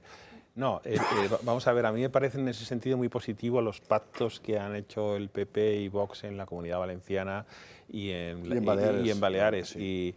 Y creo que han ido un poco más hacia una línea más valiente, digamos, porque también que Vox ha insistido mucho en eso, ¿no? Es decir, por ejemplo, el Partido Popular quería que fuese solamente de los 0 a los 8 años, ¿no?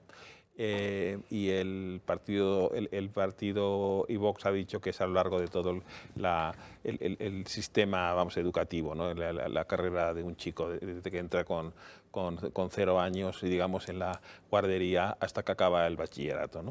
El derecho, obviamente, a poder utilizar como lengua vehicular la lengua del Estado, la lengua de la nación, que es el español, ¿no? Entonces, a mí, luchar por no perder derechos que me parecen que deben ser inalienables, es decir, que la gente pueda hablar, que cualquier ciudadano pueda hablar en la lengua de su país, me parece que es que estemos hablando de esto como una gran victoria, y trabajar, porque son 3 cosas al final, es decir, el derecho a poder estudiar naturalmente en castellano en cualquier comunidad autónoma del Estado. El comerciante, es decir, pero vamos, faltaría más, acordaros de los rótulos, ¿no? De la obligatoriedad de rotular en catalán, que pueda hablar, expresarse y vender sus productos en la lengua que le estime conveniente, pero sabiendo que tiene que dar, obviamente, en el castellano como una cuestión absolutamente básica porque está dentro del Estado. Y luego en la administración local, es decir, que no haya que pedir, por favor, un traductor cuando vas a recoger o a hacer un papeleo porque está solamente en catalán o en vasco, como ha pasado hace poco, ¿no? Al final estamos hablando también, entre otras cosas, de un retroceso del Estado también. El retroceso del Estado, que fundamentalmente el tema de la lengua es un tema nuclear, pero un retroceso del Estado y de la nación española en algunas comunidades autónomas donde prácticamente en el País Vasco pues es difícil que encontrar algún símbolo nacional, ¿no? Al País Vasco nos vamos a ir enseguida con el asunto de Bildu Chapote, que es muy importante. Antes de la publi, Enrique Calvet. Solo voy a decir una cosa. Hay una sentencia bastante preciosa del Consejo Constitucional francés, que es el Tribunal Constitucional, frente a unas personas que pedían la cooficialidad en una región en Francia de 14.000 idiomas, patois, etc. Y decía, la primacía de la Coine, que es el francés, es la garantía indispensable de la libertad e igualdad de los franceses, de los ciudadanos franceses. La garantía indispensable, ¿no? Claro, porque tú vas a un juicio o tú vas a donde sea y es igual para todos. Es el valor de la igualdad. En fin, vámonos a la publicidad, que nos queda para una cosa muy importante, que también salió en el debate de ayer, cuando Sánchez le exigió a Feijóo que condenara el recurso del que te vote Chapote. Claro, porque se ha convertido, como usted sabe, en una especie de refrán popular, ¿no? Sánchez que te vote Chapote. Las propias asociaciones de víctimas del terrorismo están divididas al respecto. Pero vamos a hablar de lo que hay de fondo. Porque al margen de este asunto, que es importante, lo que hay de fondo es una política sostenida de cesiones permanentes a Bildu y a los propios presos de la banda ETA. Bueno, paso para la publi y a la vuelta lo vemos. 23:47, 22:47 de Canarias, recta final del Gato al Agua y vamos con el asunto. Hay que hablar de ello. Además empezamos ayer el editorial recordando el asesinato, el secuestro de Miguel Ángel Blanco, el secuestro y posterior asesinato, precisamente con este asunto del que te vote Chapote, que, oiga, es que lo ha creado el pueblo. Mire usted por dónde, ¿verdad? El otro día recordábamos la Plaza de Toros de Pamplona cualquier tarde, porque esto ya ha sido general. Esto.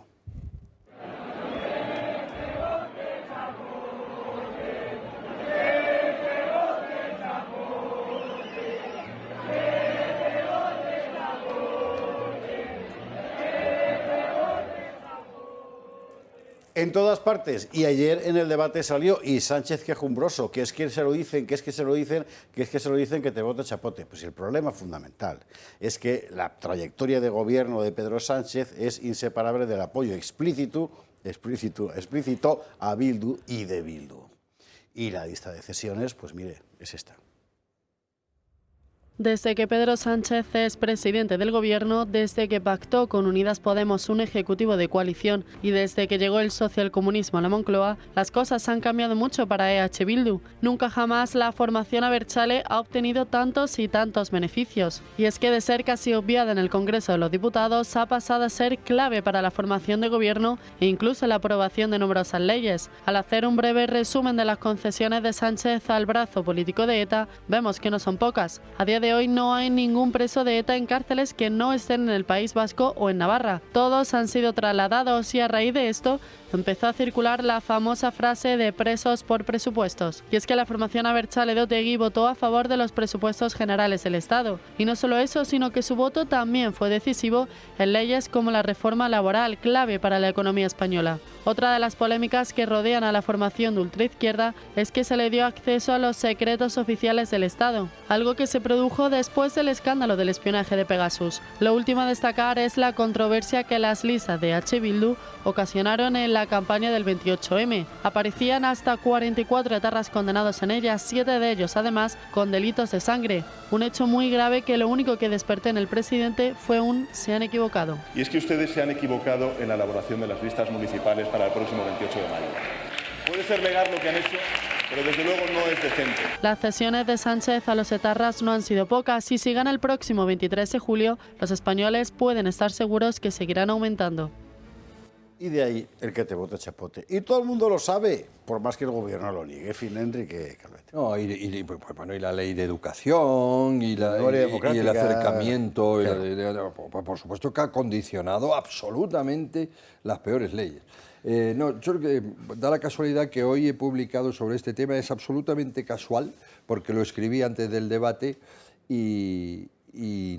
pero es precisamente el analizar el hecho político, porque desde que me he enterado que algunas víctimas, es curioso, soy amigo de dos víctimas de la misma familia, una le parece muy bien y la otra le parece un escándalo remover el dolor. Desde que me he enterado yo ya no la voy a decir, no la voy a escribir, no práctica. Pero sí hay que analizar el efecto político. Y una es, por ser muy breve, esto nace de una pancarta de un reventador en Sevilla en un acto del PSOE. Bueno, en realidad nace de un señor en el campo, ¿no? Exacto. En televisión española. No, eso después lo cuento, pero vamos, es eso. O sea, sale de una manifestación espontánea, a lo mejor estaban encuadrados, a lo mejor la habían seguido, pero vamos, de una manifestación espontánea que no pretendía ser más que una anécdota. Es tan bueno que evidentemente después se ha convertido en un arma mediática política, ya han utilizado todos y tal, pero nace realmente una reacción popular. Y se hace muy masiva. Y esto me ha sorprendido muy gratamente porque esa frase es una denuncia de todo lo que no se habla en campaña y es fundamental. Y el pueblo español, o una masa crítica al que es tan garbancero, tan pancista que se dice, que lo digo yo muchas veces desesperado por cómo vota, en esa frase está resumiendo que le importan cosas muy importantes que percibe, porque en esa frase está la crítica a la mesa de diálogo, esa famosa que fue una cesión, traición al Estado. Está, por supuesto, los pactos con Bildu, está la mentira original de jamás pactaré con Bildu, está el abandono y la deconstrucción sistemática de España. El que te vote chapote es usted ha deconstruido España mintiéndonos y eso es el perjuicio madre. De ahí vendrán después las políticas, etc. Y eso me gratifica con la democracia. ¿Dónde has publicado ese artículo? En El Mundo Financiero, todos los martes. En El Mundo Financiero, todos los martes. Enrique Calvet, este martes también en La Gaceta, un servidor, precisamente ese asunto, el porqué del que te vote chapote en el aniversario del secuestro de Miguel Ángel Blanco. Hemos coincidido. Los martes ya tiene usted lectura. Don Arturo Moreno. Vamos a ver, empezaron apoyándole en la investidura, que fue posible gracias a la posición de Bildu. A lo largo de la legislatura hemos visto los acercamientos, los onyetorris, las excarcelaciones y los tratos de favor, pasando además la competencia de prisiones al gobierno vasco, que ha tenido el gobierno de España y Grande Marlaska, sotobose, con los favores. Ahora mismo no hay ningún preso de ETA en las cárceles españolas, están todos transferidos a las del País Vasco y además con la competencia de prisiones cedida también al gobierno vasco, ¿no? Hombre, son cárceles españolas. Han metido, sí, bueno, pero cedidas, han metido o han llevado, como decíamos antes, a la dirección del Estado a Bildu, han pactado todos los presupuestos generales que ha aprobado el PSOE, todos han contado con el apoyo de Bildu. Han apoyado la ley del solo es sí, han apoyado la ley de memoria democrática, han apoyado la ley trans, han apoyado la expulsión de la Guardia Civil de Navarra, han aprobado con ellos, con este gobierno, la ley de vivienda. Las prórrogas también del estado de alarma que si fueron declaradas inconstitucionales también han tenido el apoyo de Bildu. La ley de cooperación para el desarrollo sostenible y la solidaridad no sé qué, también la ley de bienestar animal y la ley orgánica del Poder Judicial en materia de los juzgados de lo mercantil, entre otras muchísimas iniciativas. Es decir, cómo no le van, en fin, yo no, que cada uno, yo posiblemente nunca utilizaré ese cántico, pero entiendo que haya gente que practique un reduccionismo y que naturalmente quiera de alguna forma equiparar e identificar al presidente del gobierno con el nombre de un desdichado terrorista, un malvado terrorista, ¿no? Hombre, pero la ley de bienestar animal se entiende porque es autoprotección. Ya, sí. Sí, muy bien. Yo, la verdad es que no entiendo la sorpresa falsa de Sánchez, porque él sabe perfectamente de dónde viene el que te bote chapote, ¿no? Él dice, no, si es que yo no estoy gobernando con Bildu. Es que yo creo que no hace falta dormir con Bildu en la Moncloa para entender que llegó muy justo a la investidura y que si no hubiese sido por los votos de Bildu, Sánchez no habría sido presidente y habríamos entrado en un bucle de elecciones y elecciones como habíamos entrado.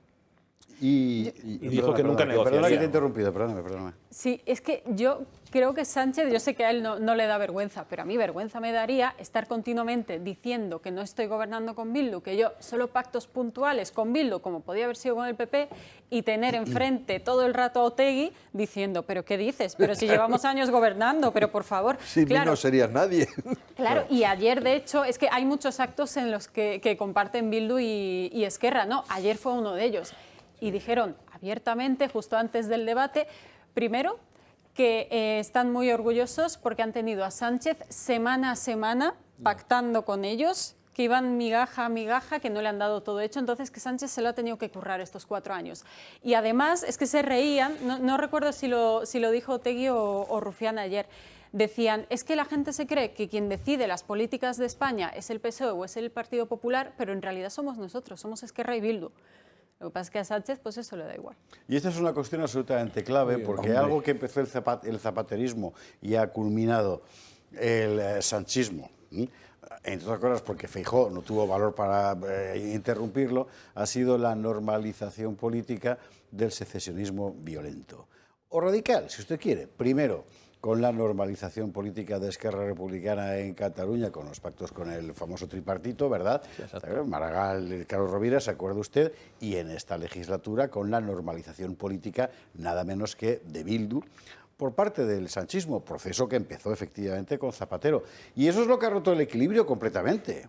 ¿Por qué? Pues porque has metido dentro, teóricamente, del sistema a quien quiere declaradamente romper el sistema, que ya sabemos que el PNV y Convergencia también, pero bueno, mantenían un cierto pundonor, entre otras cosas porque a ellos no les convenía tampoco. Esto sí. A partir del momento en que tú consideras que la supervivencia del sistema depende de que gobiernen aquellos que declaradamente quieren romperlo, pues estás recomendándonos todas las mañanas un vasito de cianuro para desayunar, que es exactamente donde está España hoy por culpa de Sánchez. Por eso Bolaños no nos quiere ayudar a mantener esta cadena viva. Por eso necesitamos que ustedes nos echen una mano. Y una forma de hacerlo es ese SMS que está apareciendo ahora mismo en pantalla, un SMS con la palabra toro al 28088, toro al 28. SMS, no busque el Telegram y el WhatsApp, que ya se nos ha olvidado a todos lo del SMS, pero sigue funcionando. Mensaje de texto SMS con la palabra toro al 28088, que a usted le va a costar €1,20, como bajar a comprarse el periódico, y usted, y 150.000 como usted, nos permite mantener esta ventana abierta y que se haga cada vez más grande. Estamos ahora, como usted sabe, con la apuesta de Cataluña. ¿Y usted se imagina que esto se vea en abierto en Cataluña? Lo que iba a ser, bueno, pues entre otras cosas. Se puede hacer posible. El minuto y medio nos queda, en fin. Señores, hay más debates, ¿no? Parece ser. El día 19. ¿Qué nos contaba doña Ana? Es decir, que va a ir Cuca Gamarra, pero que hay condiciones... Es que Feijóo ha dicho, lo lleva diciendo desde el principio, que la televisión española no iba porque no es un debate neutral. Pensaría que Antena 3 sí, pero bueno. Y entonces envía a Cuca Entonces va a enviar a Cuca, y en el caso de Abascal y por eso manda a Cuca está la duda Gamarra, de si, claro, es que dice, si no va es. Feijóo, a lo mejor no voy yo. Y está la duda de si a lo mejor manda a Iván Espinosa de los Monteros. O sea, claro, si ya no van los candidatos y mandan a otra gente, pues yo no sé. Yo iría, yo quiero ver a los candidatos. Que a los debates hay que ir siempre. Cuando crees en cosas, tienes convicciones y quieres defender tu posición política, no tienes que tener miedo absolutamente a nada. Y ayer lo demostró Feijóo, que era un clima tampoco excesivamente favorable, y estuvo con la Ana Pastor y tal, y sin embargo estuvo muy bien. Y la excusa que da no me gusta nada, dice, porque tienen que estar también Bildu y Sumar. Todos, no, señor. todos. No tienen que estar. Digo, Bildu y RC. Aquí no va a haber nadie más, que nos vamos. Solo Enrique, Arturo, Anañelova, mil gracias, y ustedes por estar ahí, mil gracias también. Mañana, aquí más gato.